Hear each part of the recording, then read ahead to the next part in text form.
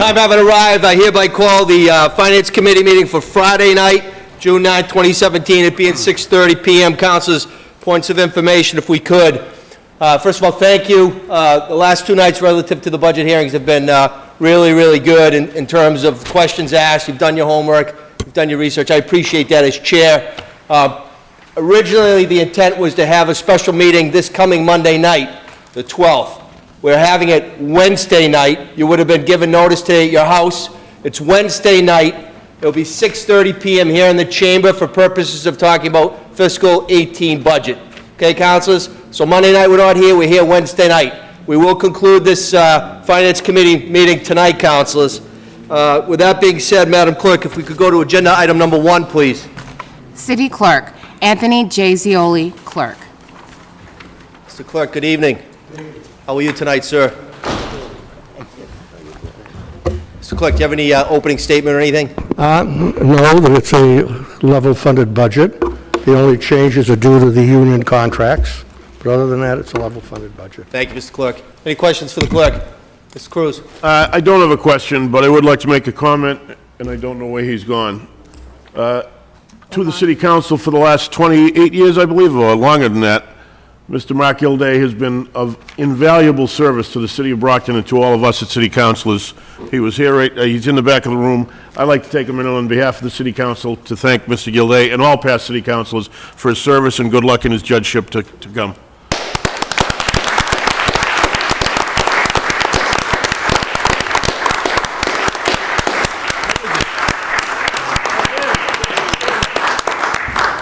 Councilors, the City Council, the Finance Committee, and also all the subcommittees have been served, well served, exceptional legal advice and service, and Attorney Gilday, Judge Gilday, is just a good person and a true gentleman. So he will be missed, but again, he's not going to be going too far. But Charlie Baker, as governor, did something right this time. With that being said, do we have any other questions for the clerk? Going to move on to agenda item number 2, please. City Council, Anthony J. Zioli, Clerk. Mr. Clerk, We have the same here. The City Council budget is levelly funded. any questions relative to this agenda item? Seeing none, we're going to move on. Thank you, Mr. Clerk. Thank you. Madam Clerk, we're going to go on to number 3, please. Fire, Michael Williams, Chief. No. Mr. Connor, good evening. Good evening, councilors. I'm not going to present the fire budget, but before he starts, I do want to talk a little bit, because in the budget is the funding for the contract settlement with the local union for 3 fiscal years, the one that's just ending next year and the one after. And when you look at the budget, I gave all of you copies of that settlement, which I'll present in a second. But when you look at the budget, you'll notice that there was some confusion in the construction of how that budget would be presented for you. I wanted to show the fiscal 17 cost separately so you could see that, a full year's value. That's about $1.2 million in the personal services section. I wanted to show the fiscal 18 cost separately. That's $2.1 million. So if the council chooses not to fund the contract, which is your right, I hope that you fund it, but if it is your right, I wanted you to see exactly what that would be. In doing that, we moved too much money out of the personal services account. There was a communication mistake between my staff and me. That's supposed to be paid for by the fiscal 17 retro, is supposed to be paid for by the surplus that's going to exist at the end of this fiscal year. So if you adopt this budget, all of that will be moved up and will be fine. There's no problem with it. If you cut the funding for the contract, then we'll have to come back to you to appropriate to be sure there's enough money in the fiscal 18 budget. So I wanted to make sure you understood that. Then with respect to the contract, I think it's pretty self-explanatory. The base contract settlement, the COLA settlement, is 5.75% over 3 years, which is the same pattern that we settled the other contracts. In addition to that, for the first time, the city gained, with great cooperation from the union, a drug testing policy, which is a part of the contract. And in exchange for that contract, or for that policy, there were additional benefits provided to the union in a specific exchange for that. Basically, they're getting another 5.25% over the life of the contract on their hazardous duty, and 0.5% on their various EMT qualifications and payment. There's a little bit of additional money in there for the day workers who don't get the overtime benefits as often, and a provision for the sale of sick time for people. It's a sale, it's not a payout, but an actual sale of days.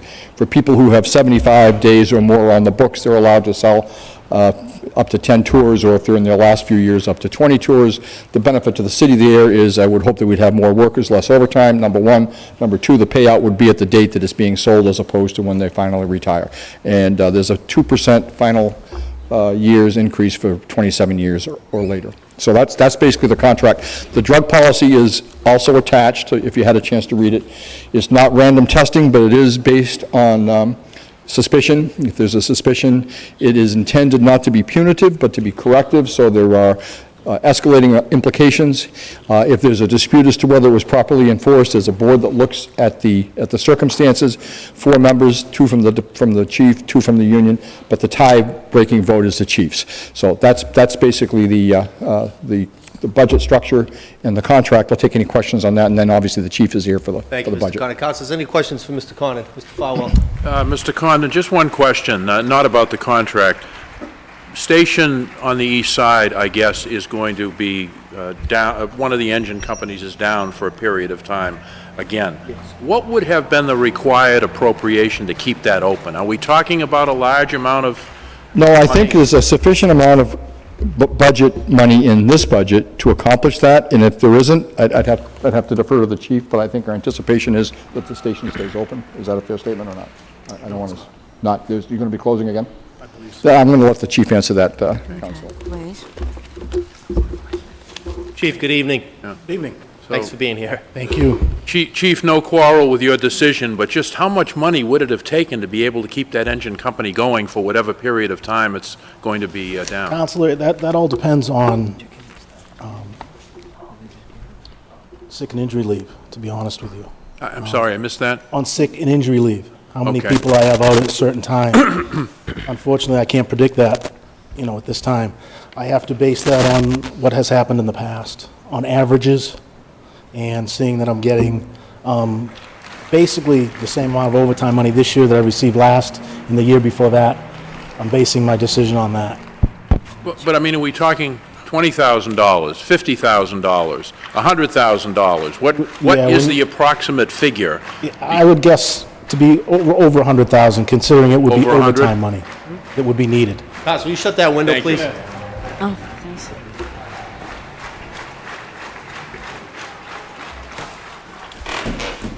Thank you.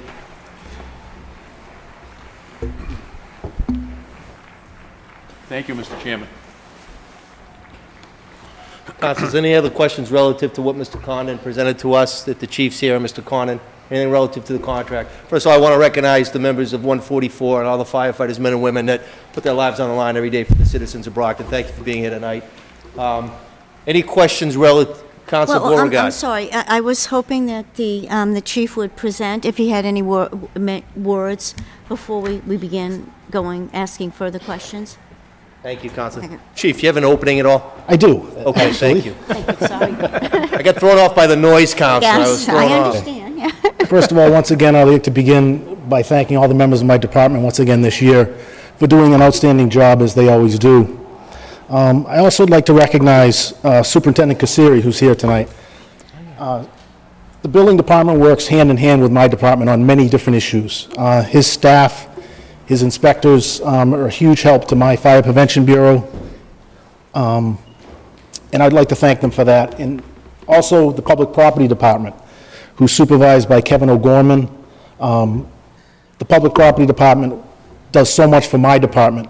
As you know, I have 7 buildings, 6 fire stations and 1 fire alarm building that require some tender and loving care because of their age.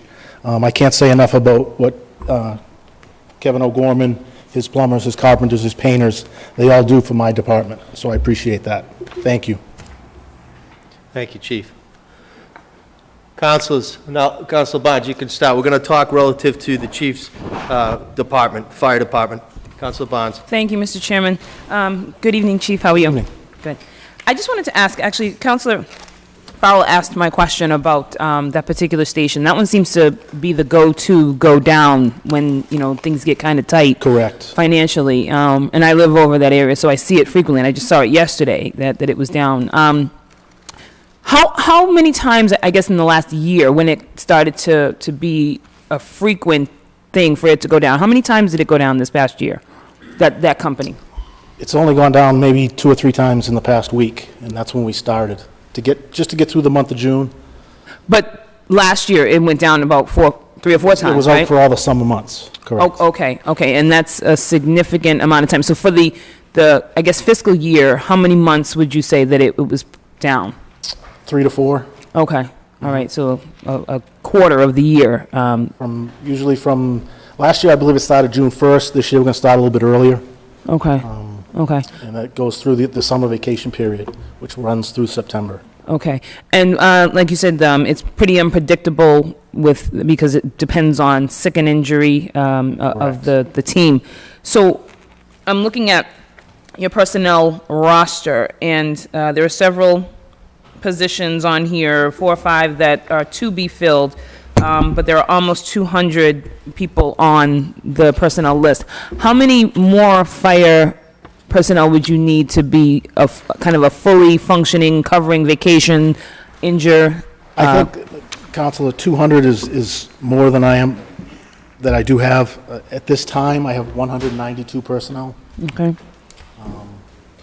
So 8 more. Well, these to be filled would bring you at a decent capacity? That counts 6 positions right now that are vacant. That were to be filled, but because of the budget restraints, they're not going to be filled probably until next year. Okay. Excuse me. And, and I know it went from a submitted line item to 0, but I just kind of had a question about the clothing allowance. Was that something different in the contract that it went to 0, or is it put in another line item to cover? It's on, let's see, fire personnel services non-overtime, 519200. Right, yes, Counsel, that was eliminated and put into base pay. Okay, great. All right, thank you. Thank you, Chief. Thank you, Mr. Chairman. Thank you, Councilors. Any other questions? Council Cruz, please. Thank you. Thank you, Chief. 2 things. One is the new ladder is in service as of this week. Is that what I understand? It is actually, technically, Counsel, it went in this afternoon. This afternoon. Oh, good. Okay, good. Which leaves the next, which gives you how many ladders? 3 total. That loaner ladder that we've always talked about is going to be kept as a spare. As a spare for parts, or No, does it's it going to be a operate? spare ladder in case a mechanical issue may happen with one of the 3 in service. We'll be able to put that one into service as a spare. And I'm looking at the age of most of the trucks, pretty old. Are you able to keep them operational? We do. We have a master mechanic and a mechanic, and they work very hard over at my East Side Station to keep those trucks up and running. So you're going to put that sign down, you're blocking people behind you. Thank you. And then as far as the East Side Station, one of the things that's happened, I think sometimes the people at home don't understand, the insurance level that our department is rated gets homeowners discounts on their insurance, correct? Correct, as Counsel. In this past year, we were upgraded from a Class 2 to a Class 1, which does affect insurance rates within the city, So both commercial and residential. Now, how often does that get rated by whoever it is, NFPA or the insurance? I believe it's an average of 5 years. Sometimes it goes a little bit longer. So when that is closed, when that station's closed, does that affect that? No. Luckily, Counselor, the inspection wasn't done while that was going on. But do you think that would affect the recommendation? It could. Okay, thank you. Thank you, Thank Mr. you, Chairman. Council Cruz. Council Beauregard, please. Thank you, Mr. Chair. Thank you, Chief, for being here tonight. Okay, I'm not going to let you off the hook so easily with the situation with the engine, and the whole situation being, periodically closed and closed for the summer months on the east side. As my colleague, Councilor Barnes, we both live in Ward 5, we're just wondering, why is it that particular one that always gets the cut. And over the summer months, yes, I realize people go on vacation, etc. But People, I mentioned last night, I misspoke, I said that fire pits were illegal. I know they're not illegal, but I am sure that there are less people getting the permits for them than there are people that have them in their yard. And I've had a couple of constituents call because they're concerned that their neighbors, having a few drinks, and there's the fire pit, and there's the stockade fence, and that could lead to a fire. And I'm learning more about fire engines and ladder trucks, et cetera. I never went through that phase of wanting to be a firefighter. Try to stay away from fires myself. So, having said all that, isn't there another way we can look at this? Or is there, I don't know, how would I say we could do a little spin, and then maybe take it from the one next to Campanelli Stadium, or maybe, near Avon or something? No, I mean, I'm half serious, half kidding with this. Isn't there another way we can look at this? Because it just seems really difficult that, and now with our population growing in Ward 5, because there are apartment buildings in the area, et cetera, and, that we didn't always have. And, of course, for me, I'm always thinking that a business moves in, or hopefully I'm always hoping businesses move in that prosper so they can pay taxes for our community, then I'm sure that that's one of their considerations, because I'm sure that affects them with their costs of doing business, with, their insurance, et cetera. So, not to, how I say, I'm not trying to drag you over the coals, but isn't there some way we can work out something? I mean, maybe we can flip it. 1 month the east side, another month the west side, or something. Because as my colleague, Councilor Farrell said, I mean, if we're looking at $100,000, I mean, in the grand scheme of things, to keep the fire, this, how would I say it, station open, isn't that, of the engine truck being there and available, isn't that better? Absolutely, Counselor. But the thing we look at is to close a company. Now, just to be clear, there's a big difference between closing a company and closing a station. Yes. Another thing I'm learning it. 3 out of my 6 stations are single-piece, Okay. and 3 are two-piece. Okay. So in order not to close a station completely, we look at the 3 two-piece stations. Okay. Now, obviously, the busiest station I have in the city is downtown, on Pleasant Street, so I wouldn't want to close a That I company would there. believe, yeah. My second busiest two-piece station is in Campello on Main Street. So it would be detrimental to close a company down there as well. So it always goes to the east side, which is in most times a slower station. And then we look at which company we're going to close. I think the summer before, my first summer as chief, we had 2 engines over there because we were short a ladder. So it really didn't matter which company we closed because we were going to close an engine. But last summer, we had received the loaner ladder from the company that we're purchasing the new ladder from, and we're able to reestablish that over at the east side. So then we made a decision on whether we wanted to close the engine company or the ladder company. At the point last summer, we had decided, because we had just gotten that loaner ladder, and we wanted the protection on that east side, that we would close the engine company. And again, Counselor, it came down to numbers. Which, out of whether it was the company downtown or Campello or the east side, which one of those engine companies was did the least amount of running? And it was the engine company on the east side. And it's an unfortunate situation. My men are put out by this as well. So I hate to have to do this to that station every year. But I also have to look at coverage for the city and what is best, in the best interest of my department protecting the city in the way it's set up. So that's the way it's looked at. Okay. I mean, again, I realize it's a tough decision. So a lot of this, too, has to do because of vacation time over the summer months? Exactly. In an ordinary vacation block, which is a 1-week vacation, I have 4 men out.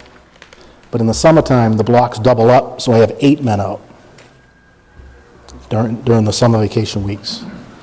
And like I said earlier, that also has, an aspect of that is also how many men I may have out on sick or injury leave.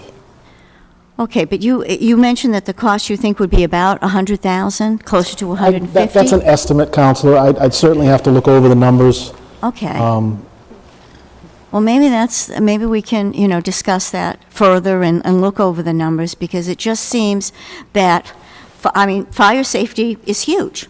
And fortunately, and unfortunately in some respects, had a lot of rain, and that, how would I say, slows down these brush fires, et cetera. I know when we had the drought last year, there was a whole lot of concern about that. But that's something I'd like to come back to, and maybe we can work on this afterwards, because it just seems that maybe at some point, we could, reopen, or maybe half the summer, when we seem to see, the highest. I mean, I'm imagining that you have a chart, and you look at fires each year, and I noticed, you gave how you handle over 26,000 calls. I mean, that's pretty Right. amazing. And I calculated, if we have 100,000 people in the city, which we obviously have more, then that's like every, fourth person is calling the fire department.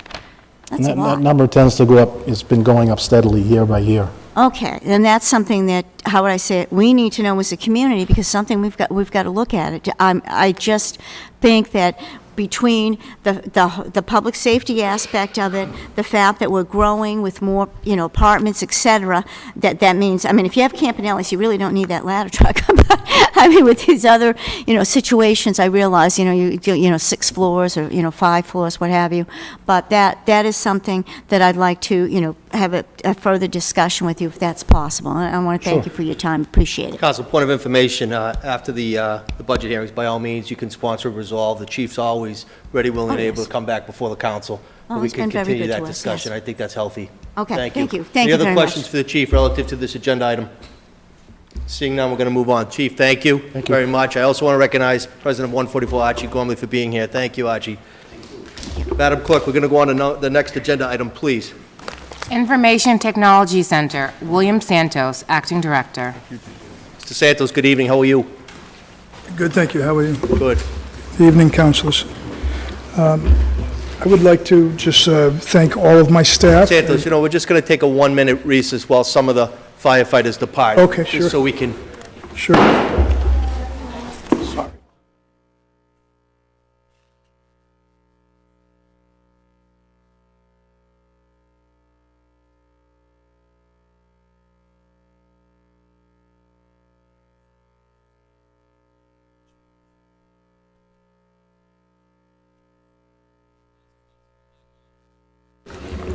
Mr. Santos, thank you very much. Okay, Do you have you're an welcome. opening statement for the Finance Committee, or... Yes, please. I'd like to thank my staff. They've done a great job all year. I'd also like to thank the building department.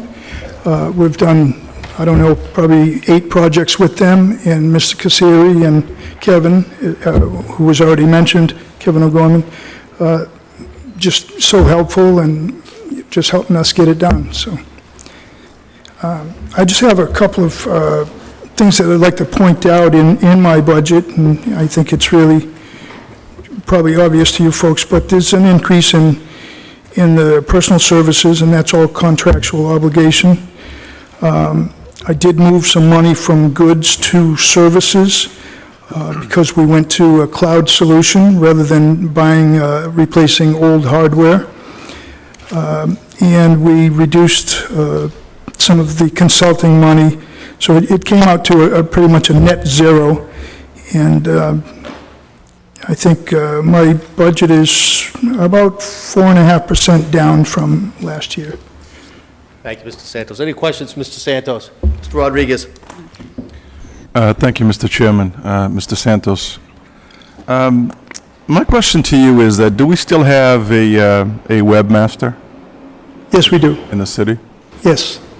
And let me then, with that question being answered, why does it take so long to get our website updated in the city? The city's Are website? you referring to something in particular? Well, I'm actually looking at, and I made a copy of this because I wanted to make sure that I wasn't speaking out of term here, but you look at specifically to the city council page in the city, it still has Tim Cruz as the council president. I'm sorry?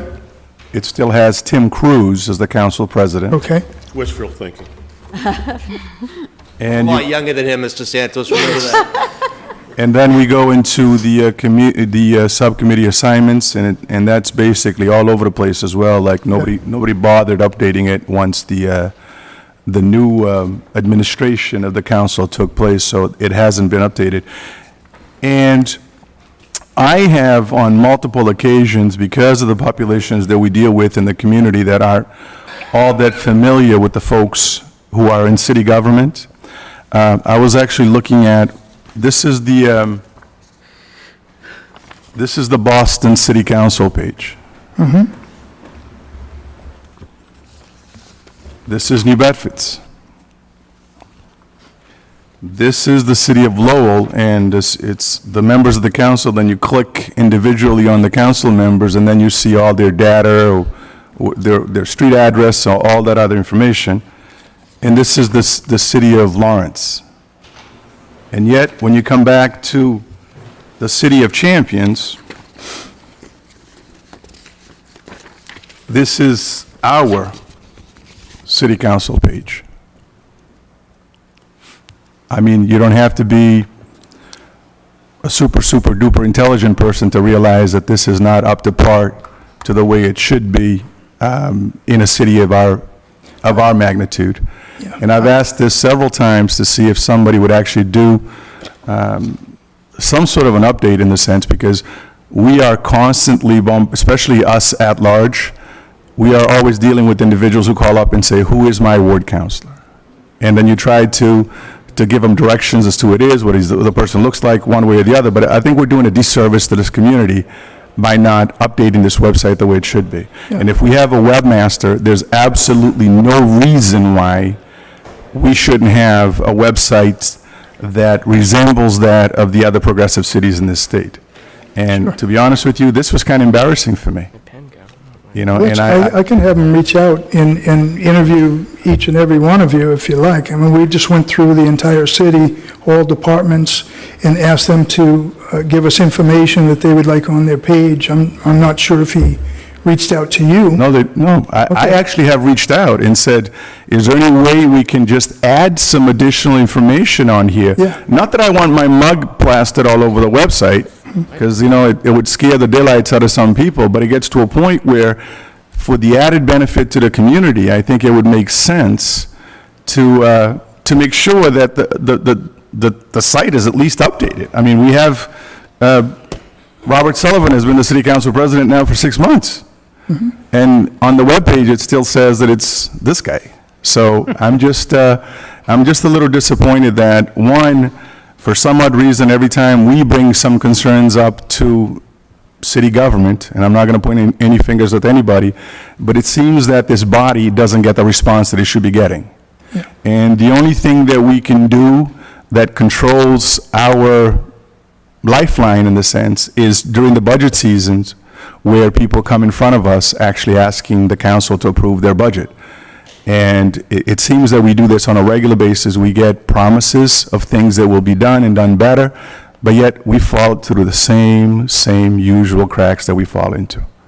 So this is actually very disappointing to me that it's been like that. As well, sir.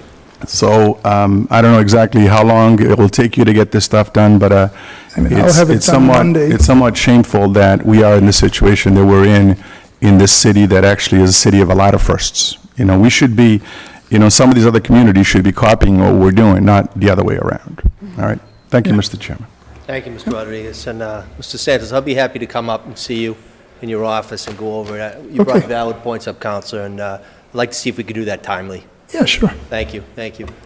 Mr. Farwell, please. Yes, Mr. Chairman, after 3 days, just to add a little levity, it's bad enough I'm mistaken for Councilor Ali's grandfather when we go to different events, but I'd have to be photoshopped if you're going to start putting our picture on the webpage. So, but seriously, I too have looked through different websites for other communities, and I do think that we need to kick up Brockton's a notch. Many people have said, can't you just have one page that would be dedicated to here are the events happening today, here are the meeting minutes from the past month, here are the meetings that are scheduled for the next month, so that they could just go to one page and maybe print that out, or do a print screen of it and then have it for their reference. So I do hope the council president will work with you, and perhaps by next year at this time we'll have a whole different flavor for the city's web pages. Yeah, certainly. Thank you. It'll be way before next year. It will be within the month. I will have them start on it on Monday or at your earliest convenience. Thank you. You all set, Mr. Fowle? Yes, thank you, Mr. Chair. Council Beauregard, please. Yes. Thank you, Mr. Chair. Thank you, Mr. Santos. Couple of questions here. I mean, I will say, when I first became a counselor and Terry came up and helped me out, and I appreciate that. I appreciate the fact that we, have this system. I believe it allows people to find out the information that they need in a convenient and timely fashion. Most of the time, we seem to be having a whole lot of trouble with posting things at the time in a sufficient amount of, public, for public hearings or other public notices. And that's been one of our concerns. I mean, if you understand that last month, there was misinformation a couple of times. It's the wrong location of a meeting a couple of times. It just seems that maybe somebody should be doing some sort of editing, or someone else should look at the information. A lot of people now, especially with their smartphones, turn around and look at, and see, okay, I got to be at the Arnone at 7 o'clock for a ZBA meeting next Tuesday night, or we're floating around here. We have a lot of committees, and especially with the upcoming, we imagine, repairs of the elevator, where we might not always be able to be in this building for meetings. It's going to be important for people to know what's going on. I mean, I do think that we need to highlight more of what's going on in Brockton, too, all the positives, attractions, and it seems like I've been looking at the same pictures for years, and there's a whole lot going on. If they want to know, and they want to see some attractive pictures, I can, certainly bring them around and see what individuals in this city do, and to bring out Brockton. Sure. So that, I mean, do we have, is there going to be a new, procedure to check with finance, or, or auditing or something, when they post information or a meeting, or? We post the information within an hour or two of receiving it. So the information doesn't come from us. It comes from either the clerk's office or the auditor's office or some other offices, school departments sometimes, and we post it immediately. There are two people in my office that take care of it. And I have everybody's listed here that handle that? I'm not hearing you. I'm sorry, who handles that? I have the list of all Joe the- Johnson, well, he has a couple of jobs, but the web is mainly his responsibility. Okay. And Joe Schuler backs him up if he's ever out or on vacation. All right, thank you. No, I realize there's going to be mistakes once in a while, but just that we've had a couple of mispostings, and that concerns Yeah, but us. if it comes to the IT center, there are, 10 people that will see it, and it gets posted, I bet, within 2 hours of receiving anything, any posting. Okay, thank you. And I had another quick question. In some places, it says that you're the acting. That's true. Why are you still the acting? Because it's a union position, and there is, well, I'm not sure if there's an actual director position in the city. It would have to be negotiated, and it's been that way for probably 25 years. I think originally, 25 years ago, it was a school department position, and we were all one. We did both the school and the city buildings, and then a couple of superintendents ago, they broke it off and did more curriculum-based or educational-based technology, and it was best left to that department. All right, thank you. Thank you very much. Any additional questions, Council? No, thank you. Okay. Thank you, Mr. Any other Chair. questions, Thank you. councils?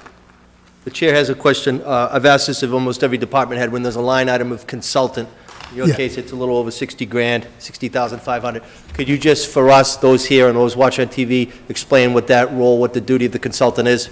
Sure. The consultants are, the funding for consultants are to augment staff, sometimes in the auditing department, sometimes in my department. Whenever there's, closing of books and filing for the state and those types of things, that's what it had been used for in the past. Is it, Mr. Santos, is it more of an expertise, though? When you're dealing with the state, you have to get someone that's an expert? Is that why you're outsourcing it? I believe that's true, yeah. There's a lot of regulation that comes with that, and in the past anyhow, it's always, someone's been called in to do the filing. Thank you, Mr. Santos. Any questions for Mr. Santos? Thank you. Have a good evening. Thank you, sir. Thank you. Appreciate it. And I'll Thank be you, in touch councilors. tomorrow, Mr. Santos. Okay, great. Monday. Yeah, Monday would be Monday. better. Madam Clerk, if we could go on to the next agenda item, please. License Commission, Henry Tartaglia, Chairman. Mr. Tattaglia, good evening. Good evening, councilors. Do you have an opening statement for us, or? No, I'd just like to thank Bonnie Tucker for getting this ready for a license, and it's level funded, and there's no change from last year. Any questions for the chair? You came all the way here. You have to have one question. Council Beauregard. Well, I can defer to my I'll colleagues first. defer to you, Council. Okay, thank you, Mr. Chair. Thank you, Mr. Tagley, for being here. And we just, Bonnie Tucker does an amazing job, and she responds, she sends out the emails, the information, and again, all these meetings that she handles are open to the public. They're usually on, the second Thursday of the month?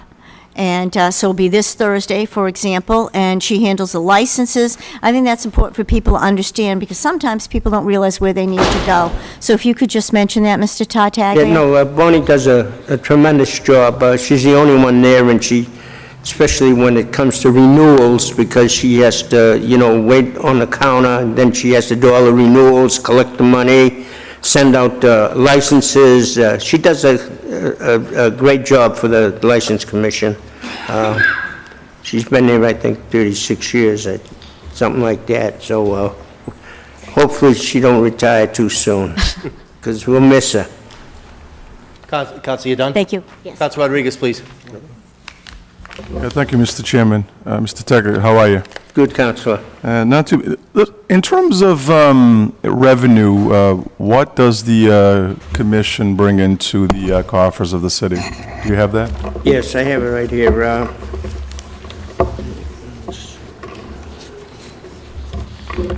I think it was something like $330,000 last year.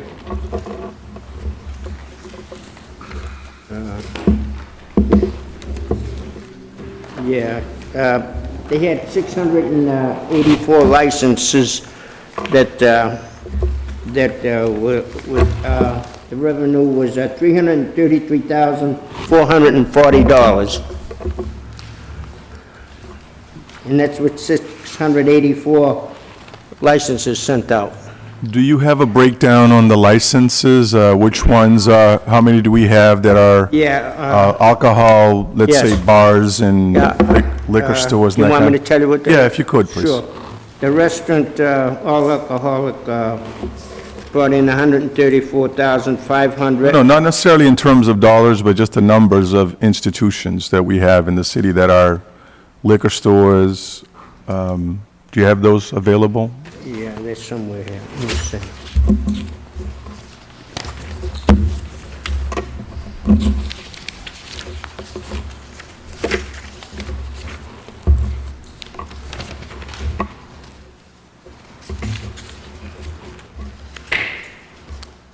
Mr. Chairman, just a point of information while he's looking to my colleague. Every year, there is an annual report that the License Commission sends in to the State Alcoholic Beverages Control Commission, and I always ask for a copy of that report. I'm sure Bonnie can provide it, and you will find it very interesting because it has a complete breakdown by number of all of the different types of licensed establishments, and it will also have a summary of the different violations that have been reported and handled by the commission. So after this meeting, I would urge that you ask her to send that to you by email. Yeah. Thank you, Councilor. I got it right here, Councilor. You want me to go down the list? Yeah, just quickly if you can. Okay, the restaurants is 51. The hotel licenses is 1. Club license is a 10. General on-premise is 5. Package store, 19. Wine and malt, 19. Special one-day all alcoholic is 20. These are the day permits. Wine and malt, 6. Wine and malt, nonprofit, 7. Municipal golf course, 1. Then we have common victor, $179. Inholder 1. Secondhand motor vehicle dealer, 82. Lodging house, 25. Corner operated amusement device, 187. Entertainment, 66. And we got one fortune teller. One fortune. Thank you, Mr. Chairman. Yeah, that's for... I knew you were going to say that. The fortune teller. Any additional questions? To the mayor's office. Any other questions for Mr. Tataglia? Seeing none, thank you. Have a good evening. Thank you. Madam Clerk, we're going to go on to the next item, please. Weights and measures, Mark P. Coyne, Sealer. Mr. Coyne, good evening. Good evening, councilors. Good evening. You have an opening, or? I would just like to say we're level funded for the year. We're a very small department, and I'd like to publicly thank our Deputy Sealer of Weights and Measures, Kevin Croker. Without him, it'd be indispensable. We have a lot of ground to cover, and without him, we couldn't do it successfusly, so. Thank you. Thank you. Any questions? Council Rodriguez? No, it's not necessarily a question, but it would be just, if you could just take a couple minutes and explain to the folks, especially those are in the viewing our audience, to understand what you do, because when you hear weights and measures, it makes it sound like you're walking around with a little set of weights and a little scale. Well, any commercial weighing and measuring device in the city, whether it's a gasoline pump, taximeter, pharmacy scale, junkyard scale, has to be legally tested and certified by Weights and Measures before they can use it. We also do item pricing inspections in grocery stores, scanning inspections to make sure the price on the product or on the shelf is actually what it's being charged at the point of sale. And that's probably, we have issues with that still to this day. And one of the issues we're trying to cover now is checking for illegal skimmers in gasoline pumps, where somebody installs a fake credit card reader and stealing people's credit card information. That's a big issue now across the country, and we recently were trained on that, and we've been going out this time of year especially looking for those skimmers, and we haven't found any at this point, but that's pretty much what we do on a day-to-day basis. And these establishments that you do the inspection to, these inspections are charged inspections, right? Yes, any device, there's a certain fee for every device that we inspect and test. There's fees for doing the scanning inspections in stores. We have about 100 stores that we do those inspections with. But any device that we actually certify, there's a fee associated with that. And we issue civil penalties based on overcharges in stores and weighing and measuring equipment that hasn't been certified. So in terms of penalties and inspections, what does your department bring into the coffers of the city? Last year, between fees and fines, about $145,000. $145,000. Roughly around that much. All right. Thank you, Mark. Thank you, Mr. Chairman. Thank you. Council Bonds, please. Thank you. I just had a follow-up question for what Councilor Rodriguez asked. So for these establishments that are determined to have a violation of an improper, I guess, calibration or something, for instance, if somebody, would your department cover if you go in a store and they're selling a not for individual sale product as individual sale? Is that something your department would follow up on, or would that be licensed? I don't understand the question. What So do you for mean? instance, like if somebody goes to like a BJ's and they buy like a big family pack of Cheetos or whatever, but then they bring it back to their establishment and they open it up and sell them individually, and it clearly says on there, not for individual sale, would that be in violation of their proprietor license, or? No, that wouldn't be something we would get involved with. We would get involved if there was a shortage of weight or count or measure. Okay. If somebody bought a bag of Frito-Lays and the weight wasn't correct, anything that has to do with weight and measure, we would have an issue with that, but not so much with the issue that you're talking about. I see. Point of information, the example you gave would be under the Consumer Affairs for the Attorney General for Massachusetts. That's who would handle that. Okay, so that's who I call? Okay. Correct. Excellent, okay. Thank you very much. I guess it happened to her. Any other questions for Mr. Coyne? I just want to personally thank you. Councilors, I actually went and pumped gas last year in the city of Brockton, and I, to my knowledge, didn't think it started on 0. I thought it started at 27. And I called Mark. He went out there the next day, examined the pump, and unless they changed it in 24 hours, I was wrong. But he went out there, so by all means, thank you for what you do and your staff. Thank you, Mr. Thank you very much. Thank you. Have a good evening. Thank you. Madam Clerk, if we could please go on to the next agenda item. Procurement, Michael C. Morris, CPO. Mr. Morris, good evening. Good evening, councilors. Like a Harvard professor this year, Michael. Oh, yeah? Huh? How are you? Thank you. Thank you. Thank you. Do you have an opening statement? My budget is also a very small budget, as you can see, and as with previous years, it's a level-funded request, and I would welcome any questions. Any questions for Mr. Morris?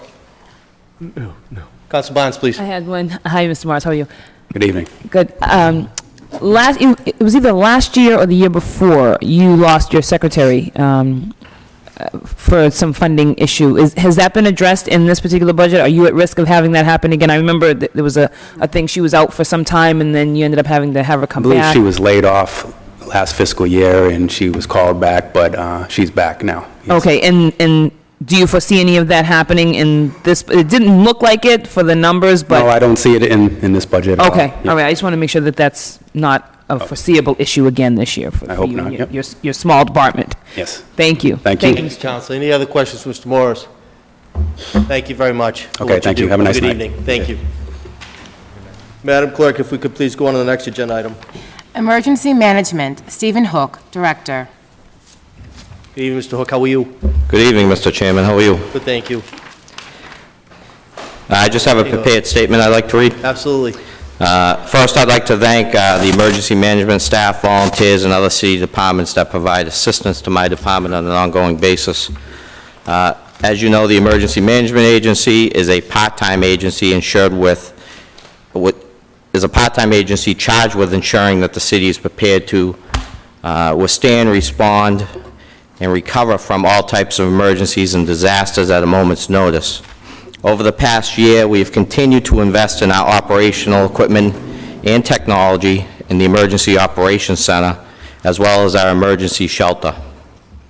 Today, we now have the ability to communicate with local, state, and federal officials.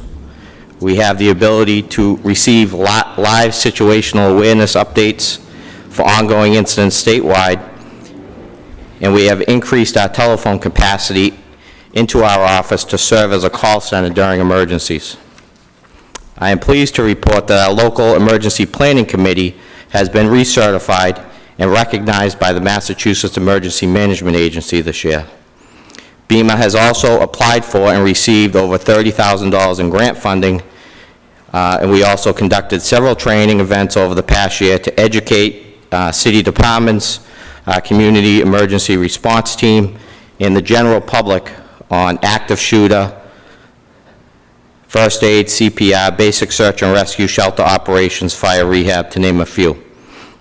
Staff members participated at several city events, including road races, parades, and other community events. My FY18 budget is level funded and will allow BEMA to maintain the level of service we provide today. I appreciate your support, and I'm happy to answer any questions. Thank you, Mr. Hook. Any Thank you. questions for Mr. Hook? Councilor Barnes? No, just a question and two statements, actually, are in reverse order. First statement, your department is notorious for being really, I guess, adept at collecting grants, searching grants, finding grants. You're always in here, asking the council to appropriate particular grant monies for the services that you provide, and I, don't know how you do it, but you do an excellent job at it, and I think that the community needs to know that this part-time agency that does full-time work, and very important work in conjunction with several of the other first responders, teams that we have in the city, that you rely heavily on grants and that you do go out and you do get them. So that should be commended. Counselor. Also, about the classes that you do with the public and volunteers, how many of those did you do this last year? And you had several graduations and... Yeah, about 10. 10, okay. And they're either all full, or you have a waiting list, or... This year, they were full. but we still had room for other, we're lucky enough to be down at the War Memorial Building that has a beautiful auditorium, so we have plenty of space down there. Okay, okay. And I guess I just want to just thank you for, just making our city prepared for, I mean, fortunately, we're probably, one bad decision or a miscommunication away from a natural disaster here in the city limits. So knowing that there's a department that's always prepared, and when we had our bad storms, you posted on social media, the team, you all were meeting, and you got there and got things done for our benefit, while some of us are still sleeping in. So I thank you very much, and happy birthday to your daughters. Thank you, Counselor. Thank you. Any other questions for Mr. Hook? Mr. Rodriguez, please. Thank you, Mr. Chairman. Mr. Hook, how are you? Great, Counselor. How are you? We're going to have a little better time this year than we did last year. I hope so. Okay. Is Fred Fontaine still working with you He does. Yes. on a part-time basis? Yes. Okay. The city, through the mayor's office, has a grant coordinator. I do. Have you guys been working a little closer in terms of seeking out some of the, let me pull back a little bit. I mean, I know that our city does go after grants, but you hear sometimes in the news or in person that the city of such and such place got a grant to buy a brand-new fire truck, brand new this, a brand new that. Are we going to start looking into larger grants to benefit the community, or are we going to continue with some of these smaller grants that we normally get? So to answer your question, Council, I have met with the grants coordinator from the mayor's office on a couple of occasions. The grants that usually come down through my office, the larger grants, are after post-disaster. So after something bad happens, they'll open up some money and allow us to apply for that. The grants that I come to in front of the council on a regular basis for, typically state grants, just ordinary grants where it's handled in my office. It's not handled through the grants coordinator, but something on a larger scale will definitely pull in the grants coordinator and for his assistance. Because I remember a couple of years ago, we actually had discussed in this, in the chambers here, the possibility of the city actually going after some surplus equipment from both the Homeland Security and some of these other federal agencies in the sense. Have you had any thoughts of perhaps going after certain things like that as well to augment what you have in the city? Absolutely, and we do. And there is a list, there's a state list and a federal list that we're watching all the time to see what we can apply for and obtain for the city. All right, well, if you need any help, I'm sure you will tap, but it would be something that I think it would, as Council Barnes was saying, you run a department that technically belongs in the town of Avon, not in the city of Brockton, in terms of the finance of the resources that we put behind it, in a sense. I mean, this is a city of 100,000 plus people, as diverse can be, so your budget should be 40 times higher than what it is compared to some of the other communities. So that's what I'm saying, to try to figure out a way to augment the what you don't have to make matters a little better for everybody in the community. But thank you for your service, and thank you for what you do. And Thank you, Councilor. Thank you, Councilor Rodriguez. Any other questions for Mr. Hook? Seeing none, thank you. Have a good evening. Thank you. Thank you. Madam Clerk, if we could go on to agenda item 10, please. Retirement Contributory, Jean Martineau, Executive Director. Good evening. How are you tonight? Good evening. Do you have an opening statement, or? I really don't have much of an opening statement. My name is Jean Martineau. I'm the newly appointed Executive Director for the City of Brockton Retirement System. Thank you for having me here tonight. Thank you for joining us. Thank you. Before you should have the annual letter from PERAC, which is the Public Employee Retirement Administration Commission. They are the regulatory agency up at the state that oversees all Chapter 32 public retirement systems. You will see that required fiscal year 2018 appropriation is $25,014,425. Accompanying that letter should be the schedule for all of the different units and the breakout for what the units are charged. In the city appropriation, the city is actually 93.4% of its members, and the appropriation is $23,364,307. $23,364,307. I need to put the spectacles on, sorry. Any questions? Council Cruz? Thank you. Good to have you here in front of us. So I think Mr. Condon and all of us in the city were a little, or maybe he was prepared for it, a little taken aback. We just had quite an increase in the city's contribution to the retirement fund. Is that correct? That is correct. From the prior year, it is an increase. I have with me the City of Brockton Contributory Retirement System Actuarial Valuation Report, which is how the budget number is arrived at. It is a 39-page report. It has many moving parts. It talks about the demographics of the system. It talks about the methods of financing.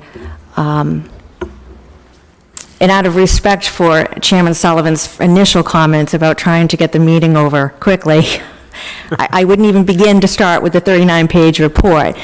But what I would like to say is the retirement system will be going up for a new actuarial evaluation. And at that time, I think it would be very beneficial if the board and I met with the council and the people who are, involved in the finances to sit and discuss how this works. Because it is a very involved and intricate report, and there are a lot of factors that are very much out of control of the retirement board. For instance, salary increases, disability rates.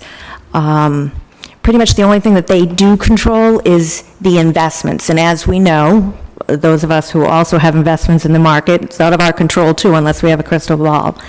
So I think the board, and I would welcome the opportunity at another time.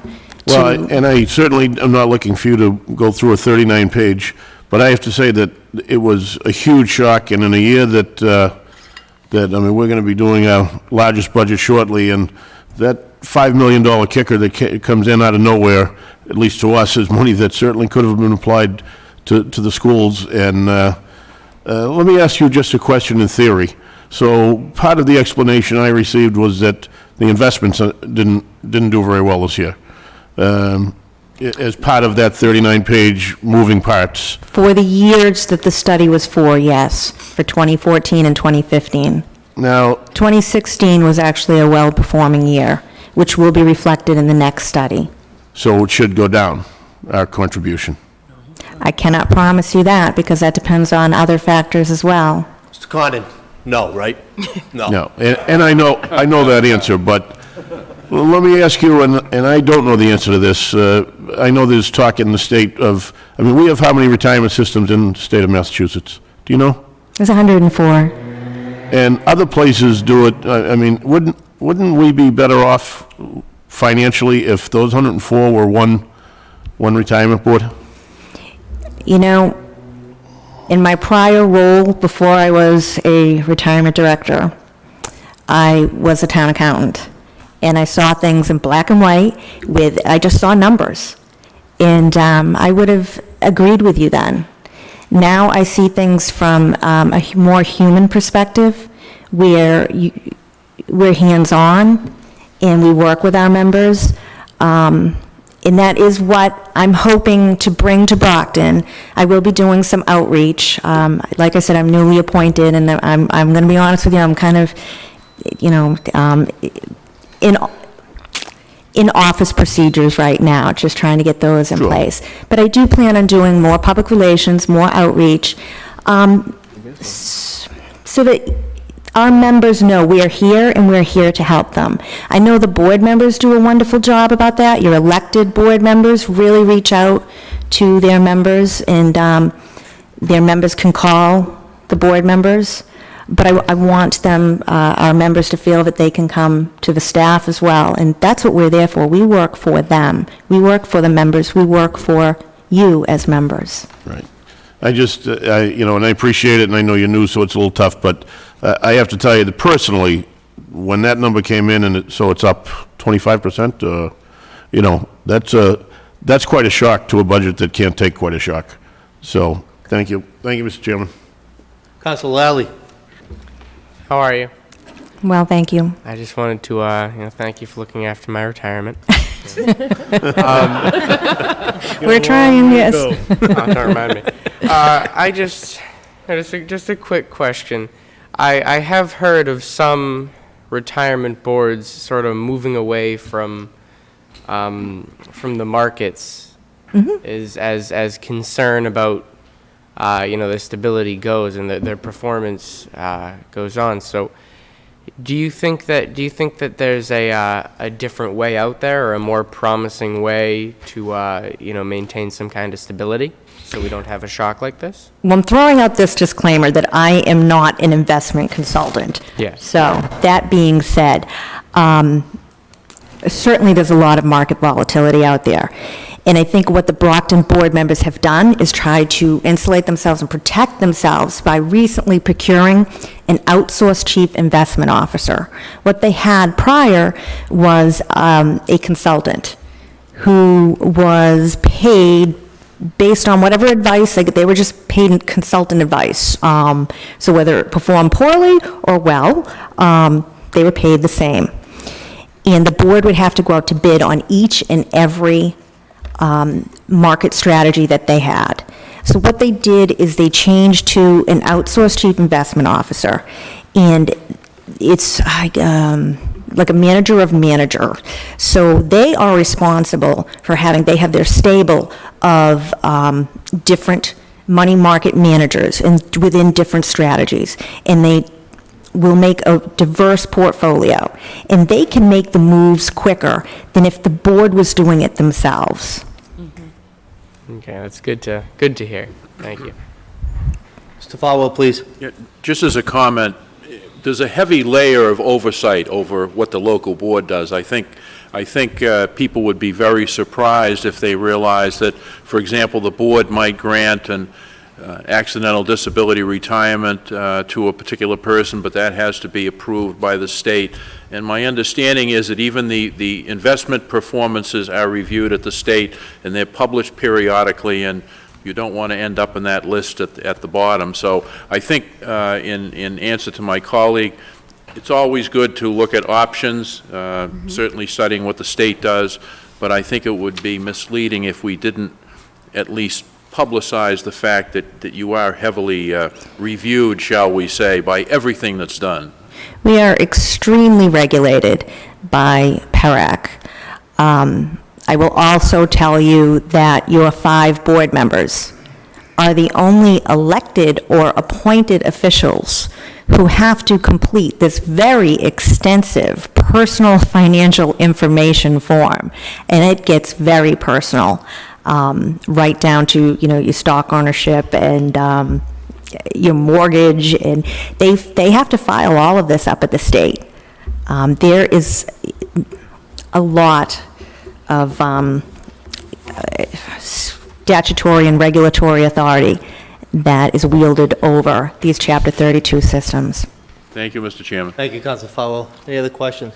Just, Council Cruz, follow up. I just follow up. I just wanted to say I wasn't even thinking about our 5 elected officials who I vote for do a wonderful job. That's not what I was questioning at all. Question is that, my thought is somewhere in this, we have to do something. Pension costs, just as labor costs and health insurance costs, are our single biggest growth factor in the city. That's all I was, the local board, the fact that we have a local board, I think is wonderful, and I wasn't impugning, even in the slightest sense, any of those members, and I don't want anybody to think so. I'm talking about the fact that we just had a 25% increase out of the blue, essentially, to us, and somewhere there's a fix that needs to be made so that those costs, just as we need to fix the healthcare system in this country and some other things, because those are they're killing us as a city. And again, we're about to do a budget that is so underfunded, it's amazing that we need to find ways to find the money to fund those. I hope nobody thought I was impugning any member or any local board, so thank you. Thank you, Council. I don't think that was the intent, but thank you for clarifying that. Any other Mr. Chairman, I certainly did not mean to insinuate that. Just a question for Mr. Condon. The fact that we're on a schedule to address the unfunded pension liability, that's really what drives a great deal of this, doesn't it? It's the schedule, the term of the schedule, and the assumptions in the schedule, and how we manage the schedule. So we're asking a lot of questions to a person who's been on board about 9 months. And everything I heard, she's doing a very good work up there. But you've got a market which is a little bit different than it was some years back. And in order to manage through that, the city has made a decision in its schedule that when we have gains or losses, actuarial gains or losses, we amortize the gains or losses over a 5-year schedule. That's an attempt to try to accomplish what Councilor Cruz was talking about, to smooth the changes out. But sometimes you get caught in a trap where all of the assumptions in your schedule worked against you. Your demographic assumptions as to how long people will live, how much increase will be there in your covered salary. And that can change not just by pay increases to the people that work for you, but how many staff members are added in. All of those things, how much step increases there, all of those things raise the coverage salary. So in this last report, we had demographic adversity, we had adversity in our salary costs that were several years without pay increases, and all of a sudden, boom, they all slammed in at once.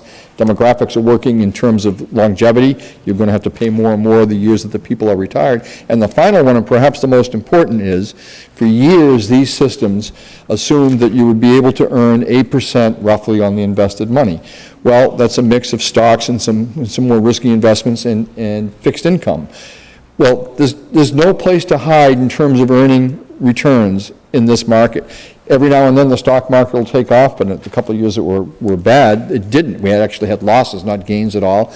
And in some years, if the stock market is somewhat turbulent, you can find safe haven in fixed income, corporate bonds and those kinds of things.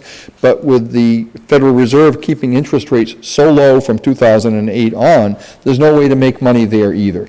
So we may need to take a look at whether the 8% assumption is a good assumption, but I'll tell you, when you do that, you're going to push the funding schedule, which now has this thing totally funded by the year 2033. And if everything works according to assumption, it's 2033. I'll tell you, 12 years ago, if everything had worked according to assumption, we were on a 2020 schedule. So, one of the things we've done is stretch it out. You can go no farther than 2040, and I think we're better off, since we don't have an OPEB schedule. I don't mean to get too technical here. We're better off staying on this schedule because we're doing nothing on the OPEB right now. But if you lower your assumption target for returns to, say, 7%, I don't know exactly what it's worth. It might be $2 million a year, something like that. It's a big number that that $25 million is going to jump up to 27. There's no easy escape here, and I don't think there will be because we're in a different investment market than existed. 8% was a pretty good number for many, many, many years. And this board, for a history of about 30 years, had an average of about 10%. And in fact, if you compared it to PRIM, the state system, and its investment, we beat it. Not by a lot. They have a pretty good system manager as well up there, but we beat it. And even now, we aren't, some years we're behind, some years we're ahead. In this particular period, we didn't do as well as PRIM did. But it's hard to get 8% right now. So there's your problems. I think her offer to come back on the next actuarial contract is a good one. I think it's also maybe even before that, when we got a little bit of time, it's not an easy thing to get your head around. It's a complicated thing, but you're right, Councilor Cruz. It's $25 million in the budget. $25 million. And at the moment, we're really not even paying the pension costs as they come due. We're on a schedule which at some point will cross over that and eliminate the unfunded liability, but we're not quite there yet. It's a tough situation. Thank you, Mr. Condon. Thank you. Any other questions? Ms. Martineau, I want to thank you for being here. You said you've been on the job 5 months. I've been on the council 12 years, and no one has ever offered to meet with us in your position. So I thank you. I think an educational workshop to educate all of us would be very, very helpful and rewarding. So on behalf of the council, thank you for that offer, and we will follow up on that. You're very welcome. Thank you. Have a good evening. Thank you. Thank you.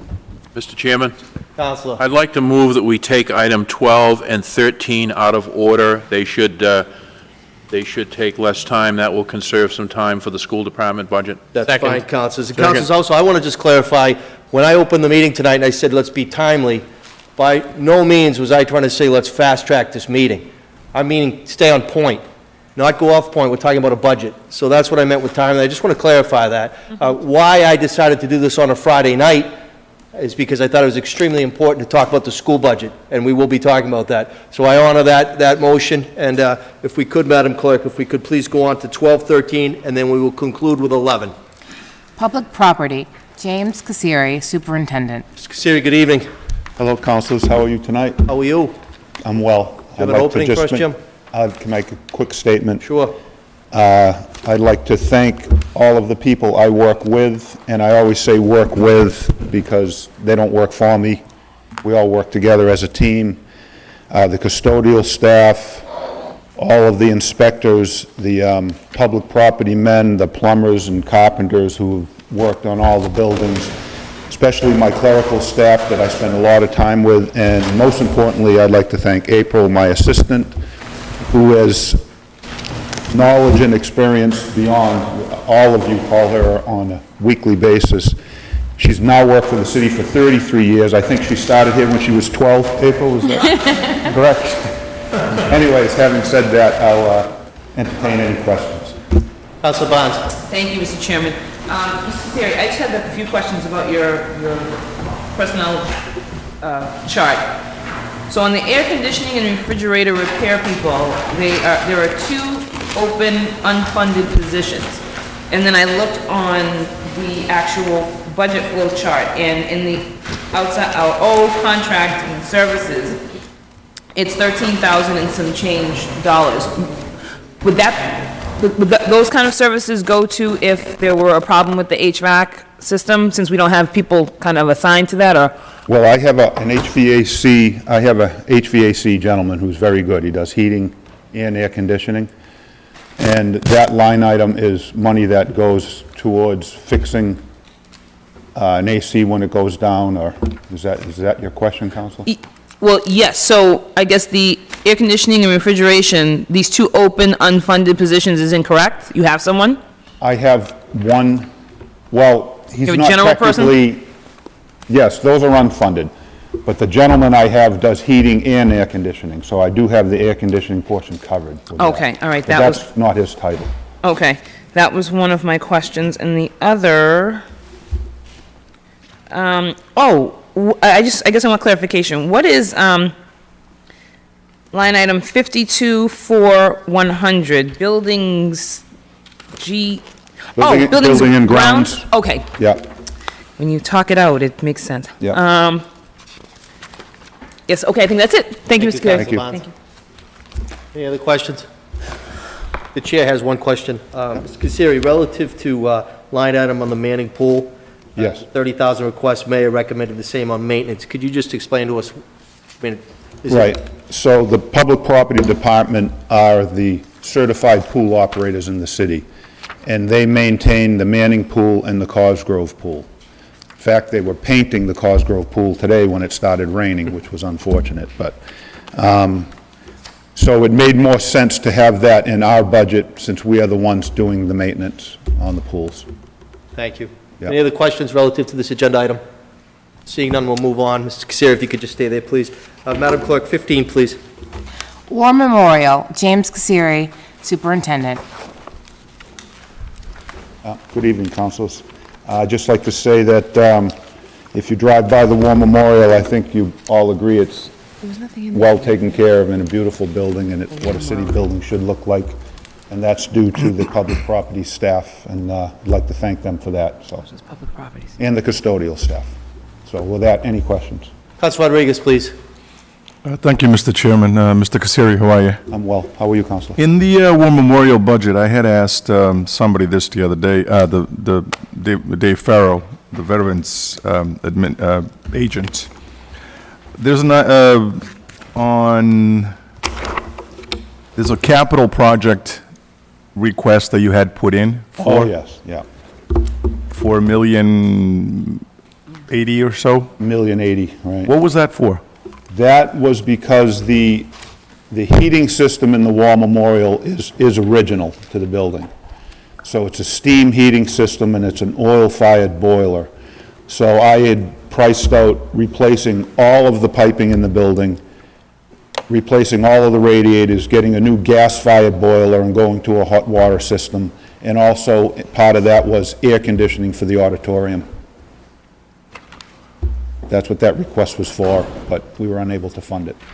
I understand that, but with the, again, with the new grant writer that we have in the city, is it possible that you folks could actually look into some grant funding Yes, actually, I met with him today on a different subject matter, but I've met with him on 2 different subject matters, and I'd be happy to meet with him on that as well, Counselor. Only because I know that the Mass Cultural Council does support places like the War Memorial, Performing Arts Center, and they fund projects all over the state. It's actually embarrassing when you look at, on their map, a variety of places that are funded by the Mass Cultural Council, and they somehow avoid the middle of the southeastern part of the state like a plague.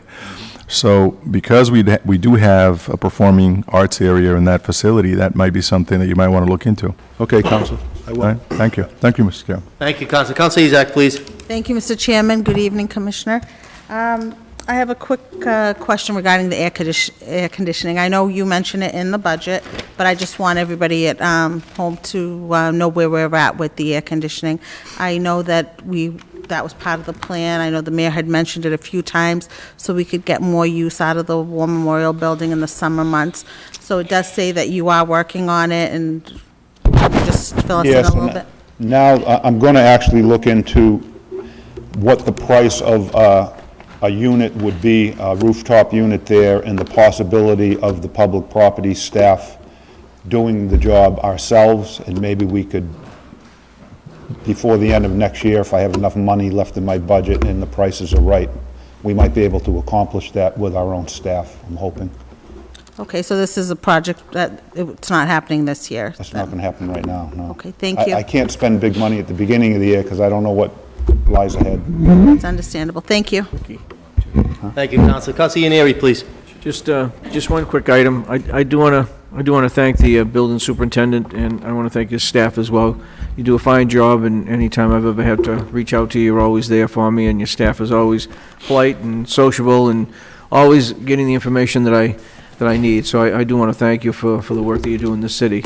Appreciate it. And before you sit down, will you check the air conditioning, because it feels like it's going to snow here any minute. If you could do that, I'd appreciate it. Thank you, Mr. Chairman. You want me to turn it down before I leave? Please. Yes, please. Please. Any other questions for Mr. Kasiri? Mr. Kasiri, the chair has one question. Relative, first of all, I concur with you, and I want to applaud you. The grounds, the mulching, the flowers, the War Memorial, it's truly beautiful. It respects the veterans that it signifies. The custodians will be happy with that. Please pass that on. One question I had, and you might not have an answer, but we owe it to Mr. Tarantino. Lou Tarantino from Brockton, prisoner of war with the Nazis for years, lives in Easton now. Otis Street had a park designated to him. That park was abandoned. His stone, which said Lou Tarantino, was put on Oak Street near DW. Mr. Tarantino is very upset that it's not at the War Memorial where it should be. Is there a way that we could look into honoring him while he's still alive? I would be more than happy to do that. I wonder if that would have to go through the trustees of the War Memorial? Would that be the proper venue? I don't know. I'm sure they'd be amenable to that. If we could try to figure that out. Yeah. Thank you. Yeah. Any other questions for Mr. Kasiri? Seeing none, thank you, Mr. Kasiri. Thank you. Councilors, we have one more agenda item. I believe it's going to be lengthy, so if we could just take a 2-minute recess, okay?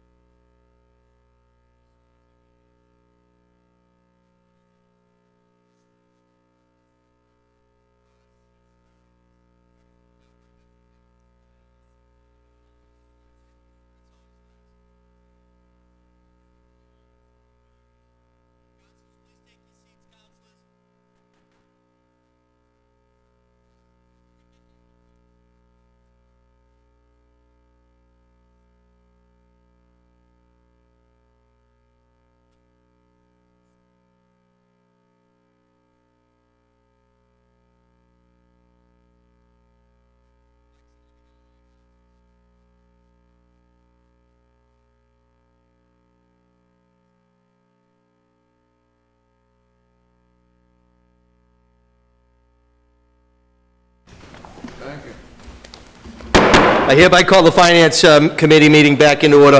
We're going to go on to the next agenda item if we could. Madam Clerk.